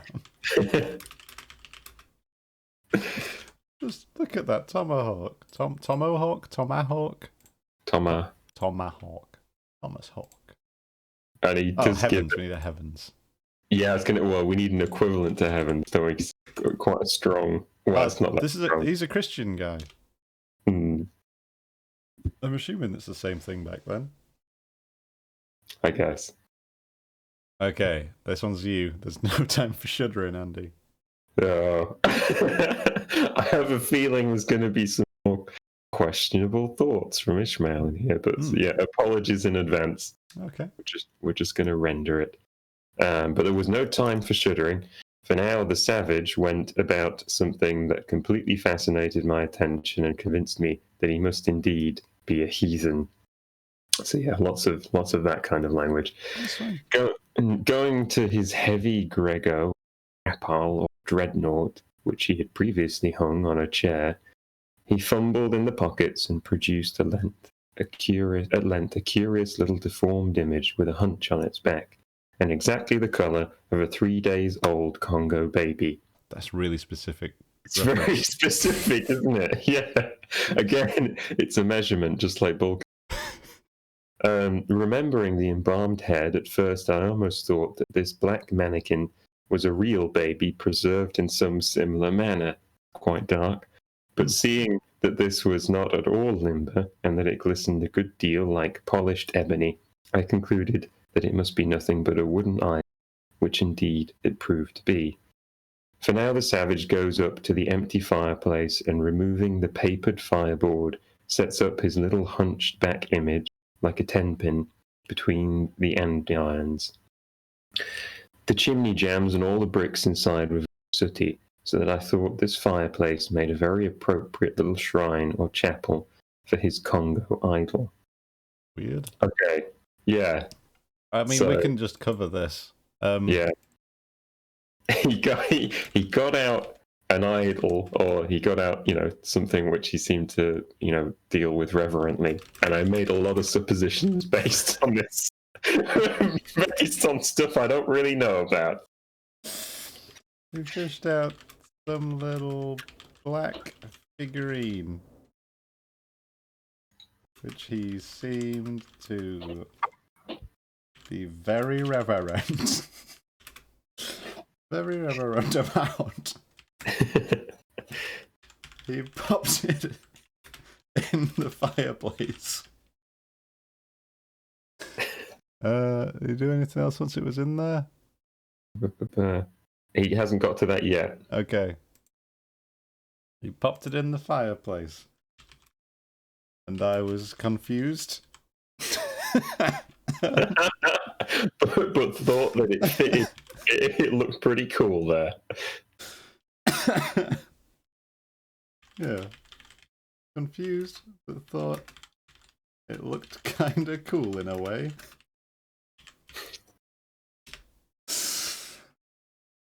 Alright. I now screwed my eyes hard towards the half-hidden image, feeling but ill at ease meantime, to see what was next to follow. First, he takes about a double handful of shavings out of his Grego pocket. What's a Grego? I think wasn't it the thing he was trying to put on? He's giving it a lot of different names. Ah, okay. I presumed it was that. Okay, first he takes about a handful of... So many shavings. Is this from the bench? Out of his Grego pocket and places them carefully before the idol. Then, laying a bit of ship biscuit on top and applying the flame from the lamp, he kindled the shavings into a sacrificial blaze. Presently, after many hasty snatches into the fire and still hastier withdrawals of his fingers, whereby he seemed to be scorching them badly, he at last succeeded in drawing out the biscuit, then blowing off the heat and ashes a little. He made a polite offer of it to the little figurine. But the little devil did not seem to fancy such dry sort of fare at all. He never moved his lips, and all these strange antics were accompanied by a still stranger guttural noises from the devotee, who seemed to be praying in a sing-song or else singing some pagan psalmody or other, during which his face twitched about in the most unnatural manner. At last, extinguishing the fire, he took the idol up very unceremoniously and bagged it again in his Grego pocket, as carelessly as if he were a sportsman bagging a dead woodcock. Violent image to finish on. Yeah. Christ. Okay. Okay, so he's offered some biscuit, set fire to it.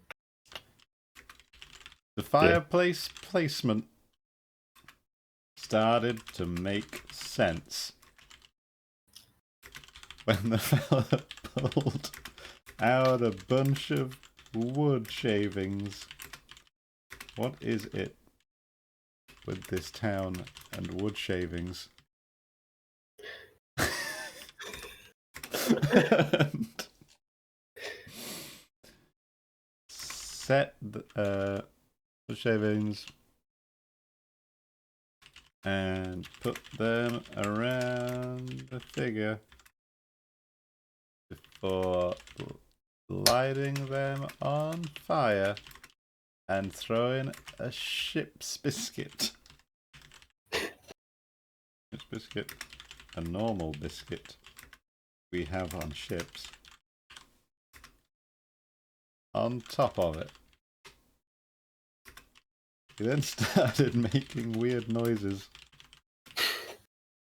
and then burned his hands quite badly trying to get the biscuit out of the fire.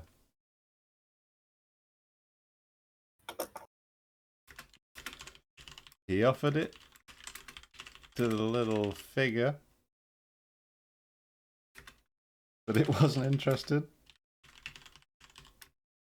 So he ate it.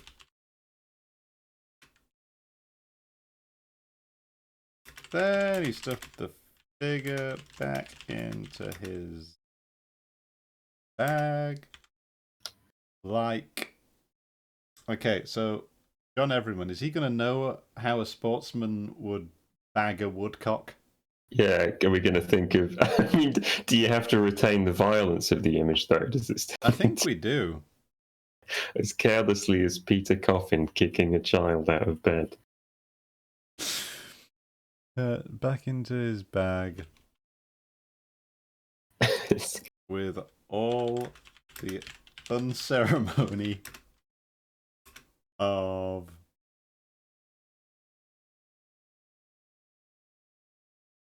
a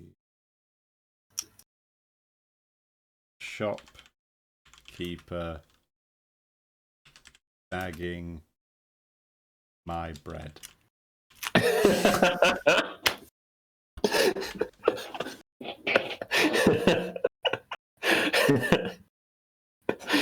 Maybe you should change that to my shopkeeper bagging my bread, so it's very specific that John Everyman's. He's got a bit of a chip on his shoulder about the way this guy bags his bread. Did I tell you I've got a review up on Google Maps for our local Tesco? No. I gave it like 1 star because I was buying like two 2-litre bottles of pop and also a loaf of bread. And they'd pack the bread in between the two 2-litre bottles. So you pick it up and the bread is instantly just flat. And I just put up this review that said it was like 2 star. And then the text was just, honestly, who fucking bags groceries like this? This is insane. And I keep getting emails from Google saying, so many people are finding your review really helpful. Would you like to write more reviews? Your picture of this local Tesco has been viewed 100,000 times. Oh God! I used to hate this when I worked in a shop that we'd get. When I was working in the cafe, you'd get people like saying, "Oh, the toast was burnt, but I didn't want to make a fuss, so I didn't say anything at the time. But now I'm giving it 1 star online." And I'm saying the toast was burnt, and it's just like, oh. I mean, I sympathise with the bread thing. That would be really annoying. But yeah, I'm also feeling a bit for the person who's getting thousands of likes, and this is useful for their bread bagging error. It was a Tesco. It doesn't matter. All respect for the people working there, but I'm not going to fucking defend the honour of billion-dollar supermarket empire Tesco. Mm. Anyway, I like the metaphor of the bread bagging. Oh, simile. Okay. Yep, I had Deadwood. Okay. All these queer proceedings increased my uncomfortableness, and seeing him now exhibiting strong symptoms of concluding his business operations and jumping into bed with me, I thought it was high time, now or never, before the light was put out, to break the spell in which I had so long been bound. But the interval... Sorry, you go for it. I'll just translate that one super quick. That's a quick one. Yeah. I couldn't think of much else he could be getting up to before getting into bed. And frankly, even if there was something, I probably didn't want to see it. So I thought it was about time to make myself known, or else he'd probably find me with his hands shortly. That's way more immediate, isn't it? Do you want to take this one? No, you go for it. It's cool. Okay.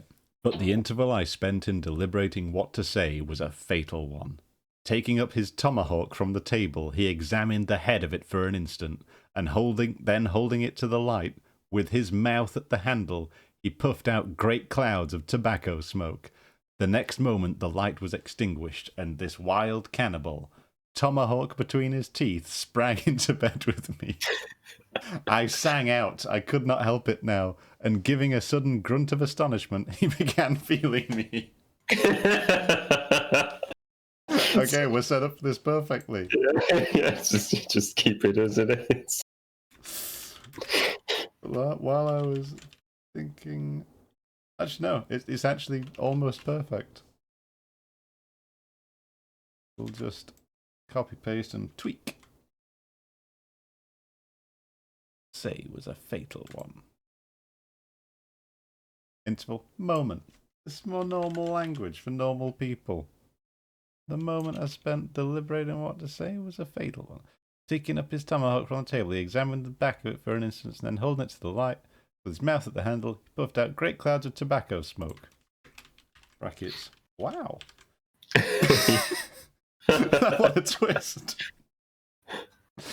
The next moment, the light was extinguished, and this wild cannibal, tomahawk between his teeth, sprang into bed with me. I yelped.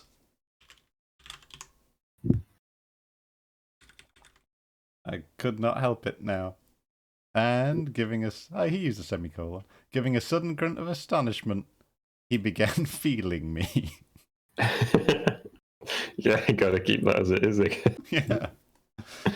Stammering out something, I knew not what, I rolled away from him against the wall, and then conjured him, whoever or whatever he might be, to keep quiet, and let me get up and light the lamp again. But his guttural responses satisfied me at once that he but ill comprehended my meaning. Yeah, I think it's rendering Queequeg's text with lots of ease, which I think we can just omit when we read it out. But yeah, you speak it. I'll kill you! Yeah, I'll just read it out normally. So I'm just gonna make him a pirate. yeah, just who devil you. Oh, okay. I thought that was a who the hell are you? They both work. Anyway, but first we've got to get our fella out of there. You've got to get his fella out. I windmilled my entire body away from him. Slamming up against the wall. I babbled various apologies. Fumbled to get a candle or lantern going, so I could explain why I'd been in his bed for so long, just watching him in the darkness without saying anything. Again, really underlying.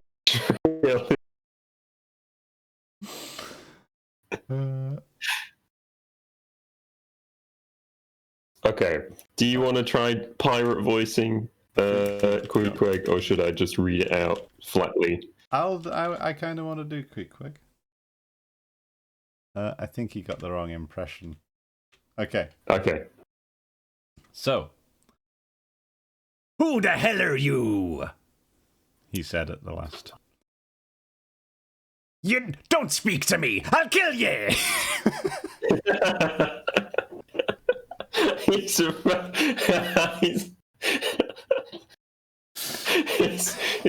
no stronger a reaction than Ishmael was having to him selling heads and feeling he was being tricked. Okay, I can do Ishmael's bits. I think there's going to be some Peter Coffin here soon as well. Okay. And so saying, the lighted tomahawk began flourishing about me in the dark.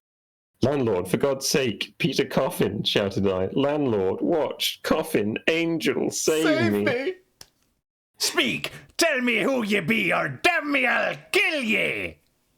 Again growled the cannibal. while his horrid flourishings of the tomahawk scattered the hot tobacco ashes about me, till I thought my linen would set on fire. But thank heaven, at that moment the landlord came into the room, light in hand, and leaping from the bed, I ran up to him. Don't be afraid now, said he, grinning again.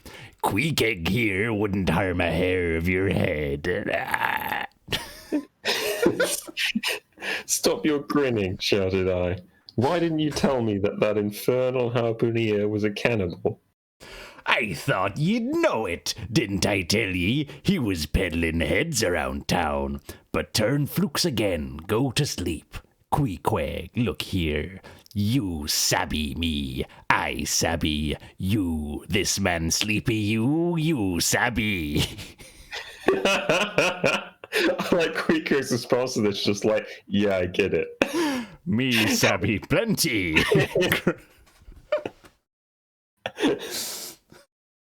Okay, we're near the end. All right, let's get translating this. That's a good little section. Okay. So he was feeling us, and then he yells, okay, who are you? I'll kill you. Yeah.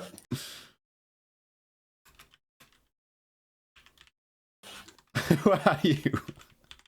I'll kill ye.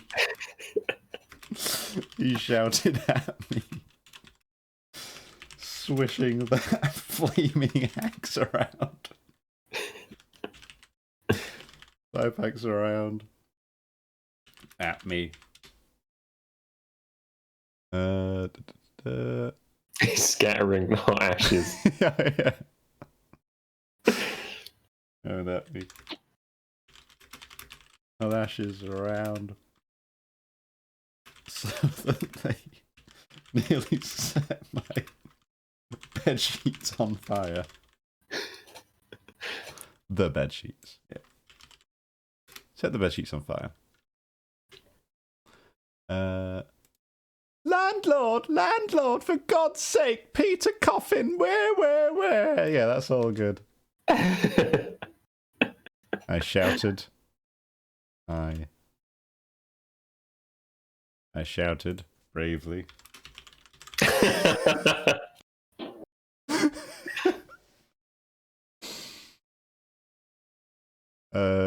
Speak, tell me who ye be, or damn me, I'll kill ye. Speak. Then Peter Coffin comes in. Wait. Tell me who ye be, or damn me, I'll kill ye.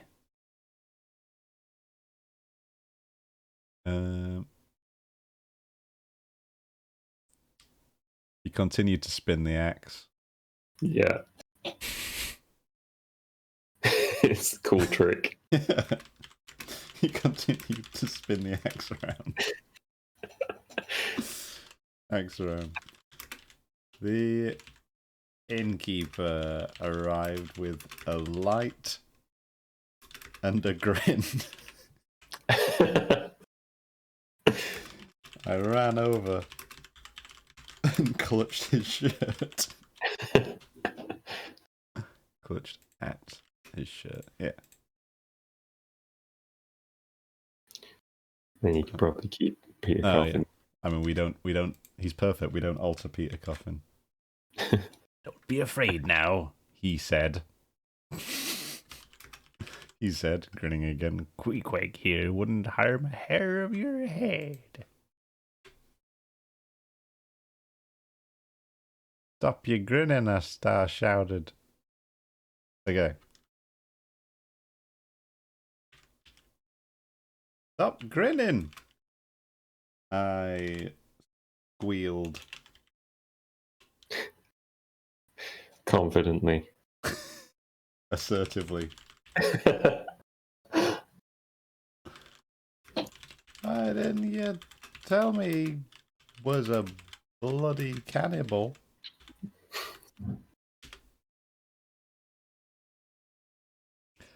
And then we just copy paste. Yeah.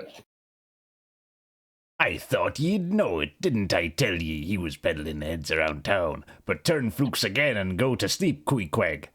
Go to sleep. Queequeg, look here. You sabby me, I sabby you. This man sleepy, you sabby. I did not sabby. I had no idea what this meant. What the fuck he's talking about?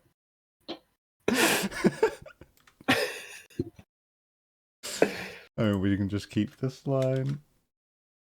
Me sabby plenty, grunted Queequeg. Sitting up in bed. Instantly calm.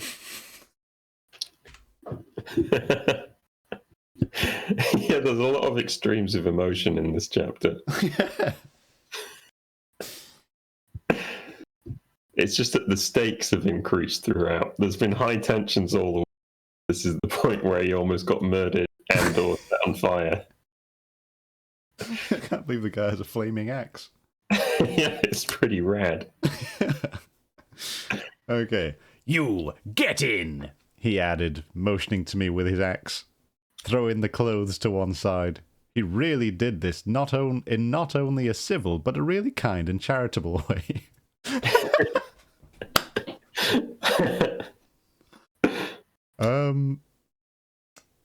I stood looking at him a moment. For all his tattooings, he was on the whole a clean, comely-looking cannibal. What's all this fuss I must have been making? I thought to myself, the man's a human being, just like me. He has just as much a reason to fear me as I have to be afraid of him. Better sleep with a sober cannibal than a drunken Christian. I'll say. Yeah, this is all fine. This just goes in. It's that character arc you were talking about. Yeah. It's just happened very rapidly after he felt threatened by an axe. Let's just change his line here. Come. Get yourself a bed, stranger. I like your pirate voice a lot better. Yeah, the motioning to me with his tomahawk and throwing the clothes to one side. He really did this. I stood looking at him a moment. He just keeps standing and looking at things. For all his tattooings, he was on the whole a clean, comely-looking cannibal. What's all the fuss I've been making? I thought to myself. The man's a human being. Yeah, okay, that is perfect, basically as is. I think I'll leave you to finish this up. Landlord, said I, tell him to stash his tomahawk there, or pipe, or whatever you call it. Tell him to stop smoking, in short, and I will turn in with him. But I don't fancy having a man smoking in bed with me. It's dangerous. Besides, I ain't insured. This being told to Queequeg, he at once complied, and again politely motioned me to get into bed, rolling over to one side as much as to say, I won't touch a leg of ye. Good night, landlord, said I. You may go. I turned in and never slept better in my life. There we go. I don't feel the need to change any of this. That's lovely, isn't it? Yeah. That's all very fair. I feel like we've reached the turning point. I feel like Ishmael is going to become a Redemption better arc. Yeah. Okay, and that is chapter 3, which is very long, and I don't know if I can be asked to read it through in all one go. But we probably should, shouldn't we? Come on. But we don't need to do the whole chapter. Let's do the whole thing. We did half of it last time though, so we'd be recapping. Let's just do the bit we've done today. Okay. I think. Let's see. We got to. Do you want to do the read through this time? Yeah. Okay. And I can do Ishmael, and you can do Landlord if you like. Let me see. Where did we start? The fucking harpoon. Also, it was drafty. Meanwhile, I was covered in sawdust. Is where we started. Ah, yeah. Okay. Right. I had a test lay on the bench, and it was too short for me, being big and tall. I also had a big brain. So I figured I could fix that by popping a chair at the end to rest my legs on. The bigger problem was that the bench was too narrow, being what benches are, and the innkeeper had gone so mental with the lathe that my... Oh, we need to get in line about it being a foot too narrow. Was a foot too narrow.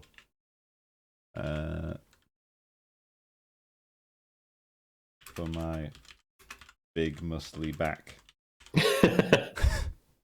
Being what benches are. And the innkeeper had gone so mental with the lathe that my bed bench was 4 inches lower than the other benches, and I didn't want to ask the guy to lathe this one up because he would probably die looking at him. Also, it was drafty. This fucking harpoon guy. What a fucking disaster he was causing for me. The prick. I thought about heading up to his room, stealing his bed and locking the door. Force him to knock me awake, that sort of thing. But then what if that pissed him off? He'd probably just punch me. I reconsidered. I had another look around at this shitty sleeping arrangement I'd made for myself and thought, maybe this harpooner isn't so bad. Maybe sharing a bed with him could be the start of a beautiful friendship. Optimistic, I know, but that's just the kind of guy I am. Other sailors came in, laughing, being friends and all that, going up to share beds and have a good time. But my harpoon guy, he was nowhere to be seen, and it was already midnight. I'd been waiting for 3 hours since the last time I looked at the clock. Who knows how long the innkeeper had spent of this time staring me in the face while planing the bench beneath me. Landlord, I said. What kind of... Oh, you want to do him? Oh, yeah. What sort of chap is this guy? Is he always back this late? I was sleepy, but also annoyed. Chuckled the innkeeper darkly, as if he had just heard some mean joke about me. Generally, he's an early bird. Early to bed and early to rise. Yes, he's the bird what catches all the worms. But tonight he went out a-peddling, you see, and I don't see what on earth keeps him so late. Unless, maybe, he can't sell his head. I had no idea why he said the word early like that, but this guy clearly had more pressing problems, and so did I. What do you mean, can't sell his head? I made air quotes to show that this was an insane thing to say to a guy. I was fucking pissed, livid. You trying to tell me that this guy is out there on a Saturday night? Or now technically a Sunday morning since it's so fucking late? Trying to sell his head around town? Oh shit, yeah, that's your words. No, sorry, you did the dramatic reading. Cool. That's precisely it, said the innkeeper. And I told him he couldn't sell it here. The market's overstocked. He waggled his eyebrows. I was getting really, really angry about all this. I needed to get on a boat. With what? Oh shit, sorry, you. It's alright. With what? I shouted. The innkeeper grabbed his own head by the ears. With heads, to be sure! Ain't there too many heads in the world? Stop fucking about, innkeeper. What are you going on about? I'd calm down a little bit. Calm down with this weird chat. I'm not green. Green is what you call people in sailor language when they're new or a bit daft. Maybe not. He took out a stick and in an instant whittled it into a toothpick with his lathe. But I rather guess you'll be done brown if that 'ere harpooner hears you a-slandering his head. I lost my shit. I'll break his fucking head then if that's what it comes to. Really needed to get on a boat. It's broke already, the innkeeper said. Broke? I said. How do you mean broke? It's broke, and that's the very reason he can't sell it, I guess. Landlord, said I, going up to him as cool as a big mountain in a snowstorm. Landlord, stop whittling. You and I must understand one another, and that too without delay. I come to your house and want a bed. You tell me you can only give me half a one, that the other half belongs to a certain harpooneer, and about this harpooneer you keep going on and telling me the most mystifying and exasperating stories, which frankly invoking upon me an uncomfortable feeling towards the man whom you design to be my bedfellow. A sort of connection, landlord, which is an intimate and confidential one in the highest degree. I had once or twice in the past dabbled with the legal profession, and thought that this might have been a good opportunity to scare an old man with courtroom talk. I now demand of you to speak out and tell me who and what this harpooneer is, and whether I shall be in all respects safe to spend the night with him. And in the first place, you'll be so good as to retract that story about selling head, which, if true, I take to be good evidence that this harpooner is stark mad, and I've no intention of sleeping with a madman. And you, sir, you, I mean landlord, you, sir, by trying to induce me to do so knowingly, would thereby render yourself liable to a criminal prosecution. I folded my arms and snorted in that way I always assumed lawyers would do after making a good case. Well, said the landlord, fetching a long breath. That's a purty long sermon for a chap that rips a little now and then. But be easy, be easy. This here harpooner I've been telling you of has just arrived from the South Seas, where he brought up a lot of balmed New Zealand heads. Great curios, you know. And he's sold all on 'em but one. And that one he's trying to sell tonight. 'Cause tomorrow's Sunday, and it would not do to be selling human heads about the streets when folks is going to churches. He wanted to last Sunday, but I stopped him just as he was going out the door, with 4 heads strung on a string, for all the earth like a string of Indians. My case was lost. The landlord was making total sense. He wasn't trying to trick me into anything. All that weird laughter must have just been his normal laughter, and he was thinking about something funny, like clowns or a puppet show he might have seen earlier on. Still, a literal human head salesman sounded like a pretty sketchy prospect to me, and I wasn't super keen on sharing a bed with a guy who does weird cannibal shit. This guy sounds fucking nuts, Dad. You'd better be careful around guys like that, innkeeper. He pays regular, the innkeeper said. But come, it's getting dreadful late. You'd better return in flukes. It's a nice bed. Sal and me slept in that bed ere the night we were spliced. There's plenty of room for 2 to kick about in that bed. It's an almighty big bed, that. Why, afore we give it up, Sal used to put our Sam and little Johnny in the foot of it. But I got a dreaming and sprawling about one night, and somehow Sam got pitched to the floor and came near breaking his arm. Out of that, Sal said it wouldn't do. Come along here, I'll give ye glim in a jiffy. And so saying, he lit a candle and held it towards me, offering to lead the way. But I stood irresolute. When looking at a clock in the corner, he exclaimed, I vum, it's a Sunday. Ye won't be seeing that harpooner tonight. He's come to anchor somewhere. Come along, then. Do come. Won't ye come? He was really keen on me coming, and that seemed reasonable enough since he was taking me to my bed, so I followed him. All good. We got to the room, and the bed was massive, enormous. You could fit 4 harpooneers in it, even if they were massive like that Bulkington guy. A 4 Bulkington bed. What a thought! There, said the innkeeper, placing the candle on a crazy old sea chest that did double duty as a washstand and centre table. Thrifty.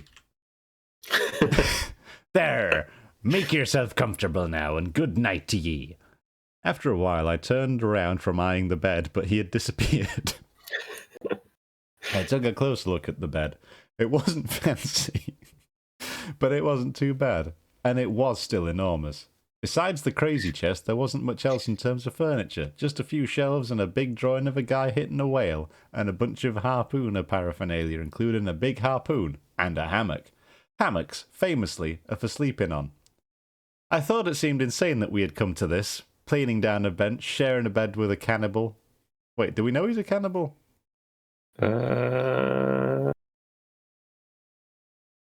No. Okay, head salesman. The head salesman, and yet no fucking mention had ever been made that there was a spare hammock going. Insanity. There were even loads of hooks just strung about the place. It wouldn't be hard to set up. There was an object on the chest. Being naturally inquisitive, I grabbed it, sniffed it, licked it, looked at it, sniffed it again, held it far away and looked at it again. It looked like a doormat, but it had holes in it like clothes. What kind of monster human would wear something so deranged? I put it on out of interest. It was itchy and damp. I imagined this harpooner must have been using it like some kind of raincoat. I found a big shard of glass and looked at my reflection in it. It looked like shit. I ripped it off my body so furiously and hastily that I pulled a muscle in my neck. I thought about this harpooner and his doormat and slowly started to undress. First my coat. What's the deal with selling heads? Guy must be crazy. Then my smaller coat that I wear underneath the other one. Who wears a doormat? I sat there thinking a bit longer, figuring out how naked I could get without tempting fate and having this maniac burst into my room to punch me. I made a calculated decision, got naked, and bunkered down under the sheets. Whether that mattress was stuffed with corn cobs or broken crockery, there is no telling, but I rolled about for ages, couldn't get to sleep. At last I slid off into a light doze, and was nearly there when I heard nearly there into proper sleep. I missed the part about the light doze. Into a proper sleep. When I heard a heavy footfall in the passage, and saw a glimmer of light come into the room under the door. I held my breath as he entered the room. His little candle didn't reach me as I shivered under the covers. He put the candle down in the corner and started going through his bag. I couldn't see his face until he turned around, and then I could. His face was a monster mash hodgepodge of all sorts of colours and shapes. Oh, bloody hell, he's been out fighting and his face is covered in cuts and bruises and plasters, I thought. He'd be a horrible guy to share a bed with. But then I remembered hearing stories about people going to New Zealand and getting face tattoos. Maybe that's what had happened to this guy. He pulled out some weird items from his bag, including an axe and a hairy wallet. Then he crammed this weird shrunken head down into the bottom of the bag, and then the weirdest part came. He took off his hat, and he was mostly bald except for a weird top knot thing on his forehead. Awful. Let me tell you, I nearly fucking legged it faster than I'd ever have eaten a dumpling. I know it was my ignorance stoking my fear for this guy, but I'd never seen a guy like this before, and my fear, brought on as it was by ignorance, was enough to stop me asking what his deal was. So it was like a little vicious cycle with me in the middle of it, being afraid and thinking about jumping out the window. But I'd come up a lot of steps to get here, and I didn't fancy skipping them down to street level. Not naked, anyway. Speaking of naked, he was getting his clothes off now. His chest and arms were covered in the same sorts of tattoos as his face. It looked like he'd been in a war for 30 years or so, and now wore the customary 30-year war checkered plaster shirt. Maybe he was just really into chess. I didn't know, and I didn't ask. Then came the naked legs. These pins were tattooed as well, with frog footprints. I assume they were tattoos. It could be that he'd just been climbed on by some sort of exotic lizard which does tattoos as it goes.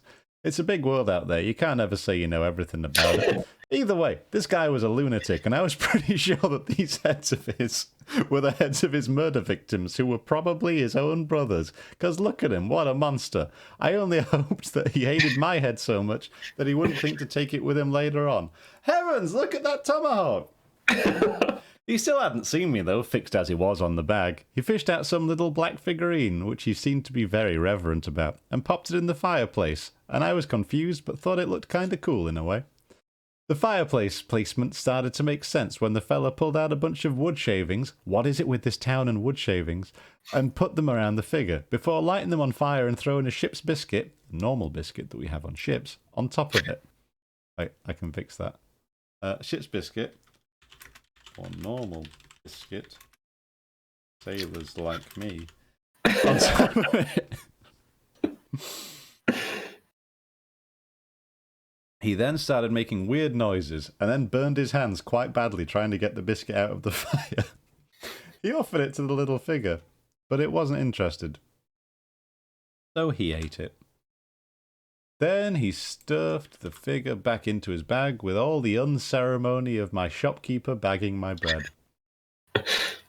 I couldn't think of much else he could be getting up to before getting into bed, and frankly, even if there was something, I probably didn't want to see it. So I thought it was about time to make myself known, or else he'd probably end up finding me with his hands shortly. But the moment I spent deliberating what to say was a fatal one. Taking up his tomahawk from the table, he examined the head of it for an instant, and then holding it to the light with his mouth at the handle, he puffed out a great cloud of tobacco smoke. Wow! The next moment, the light was extinguished, and this wild cannibal, tomahawk between his teeth, sprang into bed with me. I yelped. I couldn't help it now, and giving a sudden grunt of astonishment, he began feeling me. I windmilled my entire body away from him, slamming up against the wall. I babbled various apologies and fumbled to get a candle or lantern going, so I could explain why I'd been in his bed for so long, just watching him in the darkness without saying anything. I think he got the wrong impression. "Who are ye? I'll kill ye!" he shouted at me, swishing that flaming pipe axe around at me, scattering hot ashes around so that they nearly set the bedsheets on fire.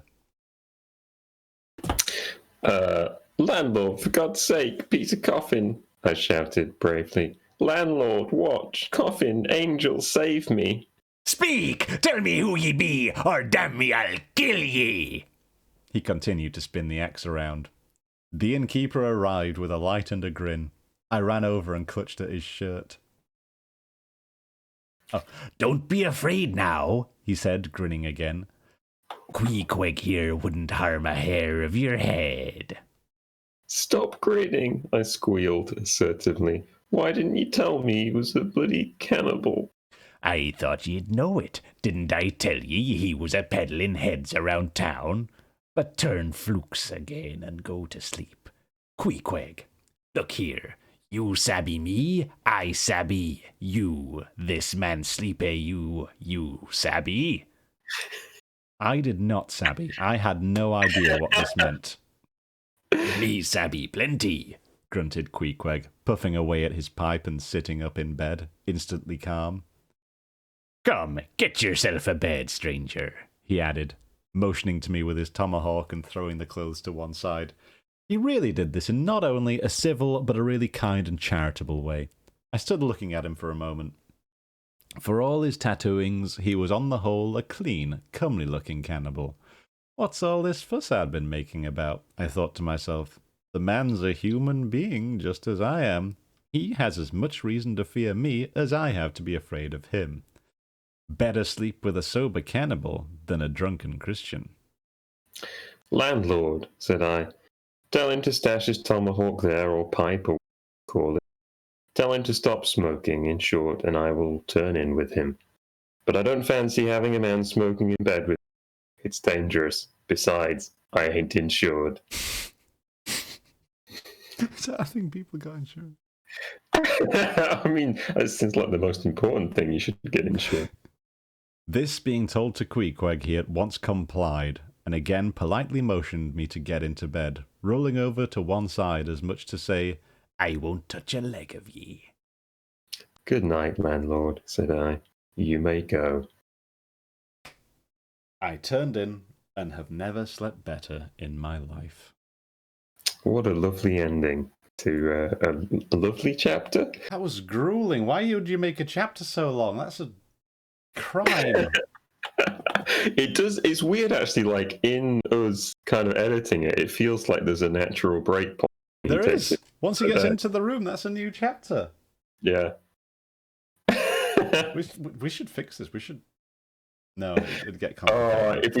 If we start changing the numbering of chapters, it's fine now, but once we get like 50 chapters in, it's going to get confusing. And that's not even halfway through.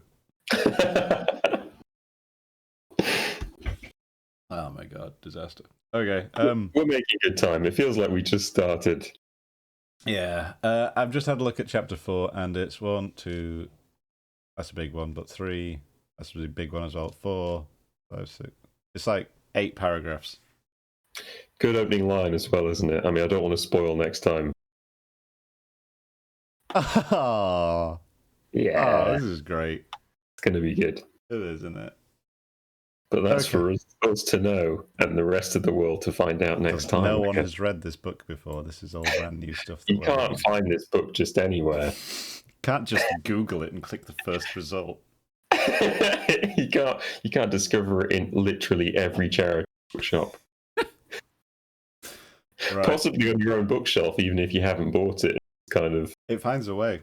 Yeah. Okay, with that, I'm probably going to go and rest my voice for a bit.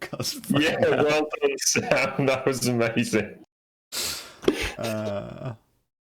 Okay. And we need like an exit theme, but instead I'll just bring back the waves. Mm-hmm. We'll go to a little holding slate, and we'll see you again on Monday, I think. Cool. Sounds good to me. All right. See you later. Bye.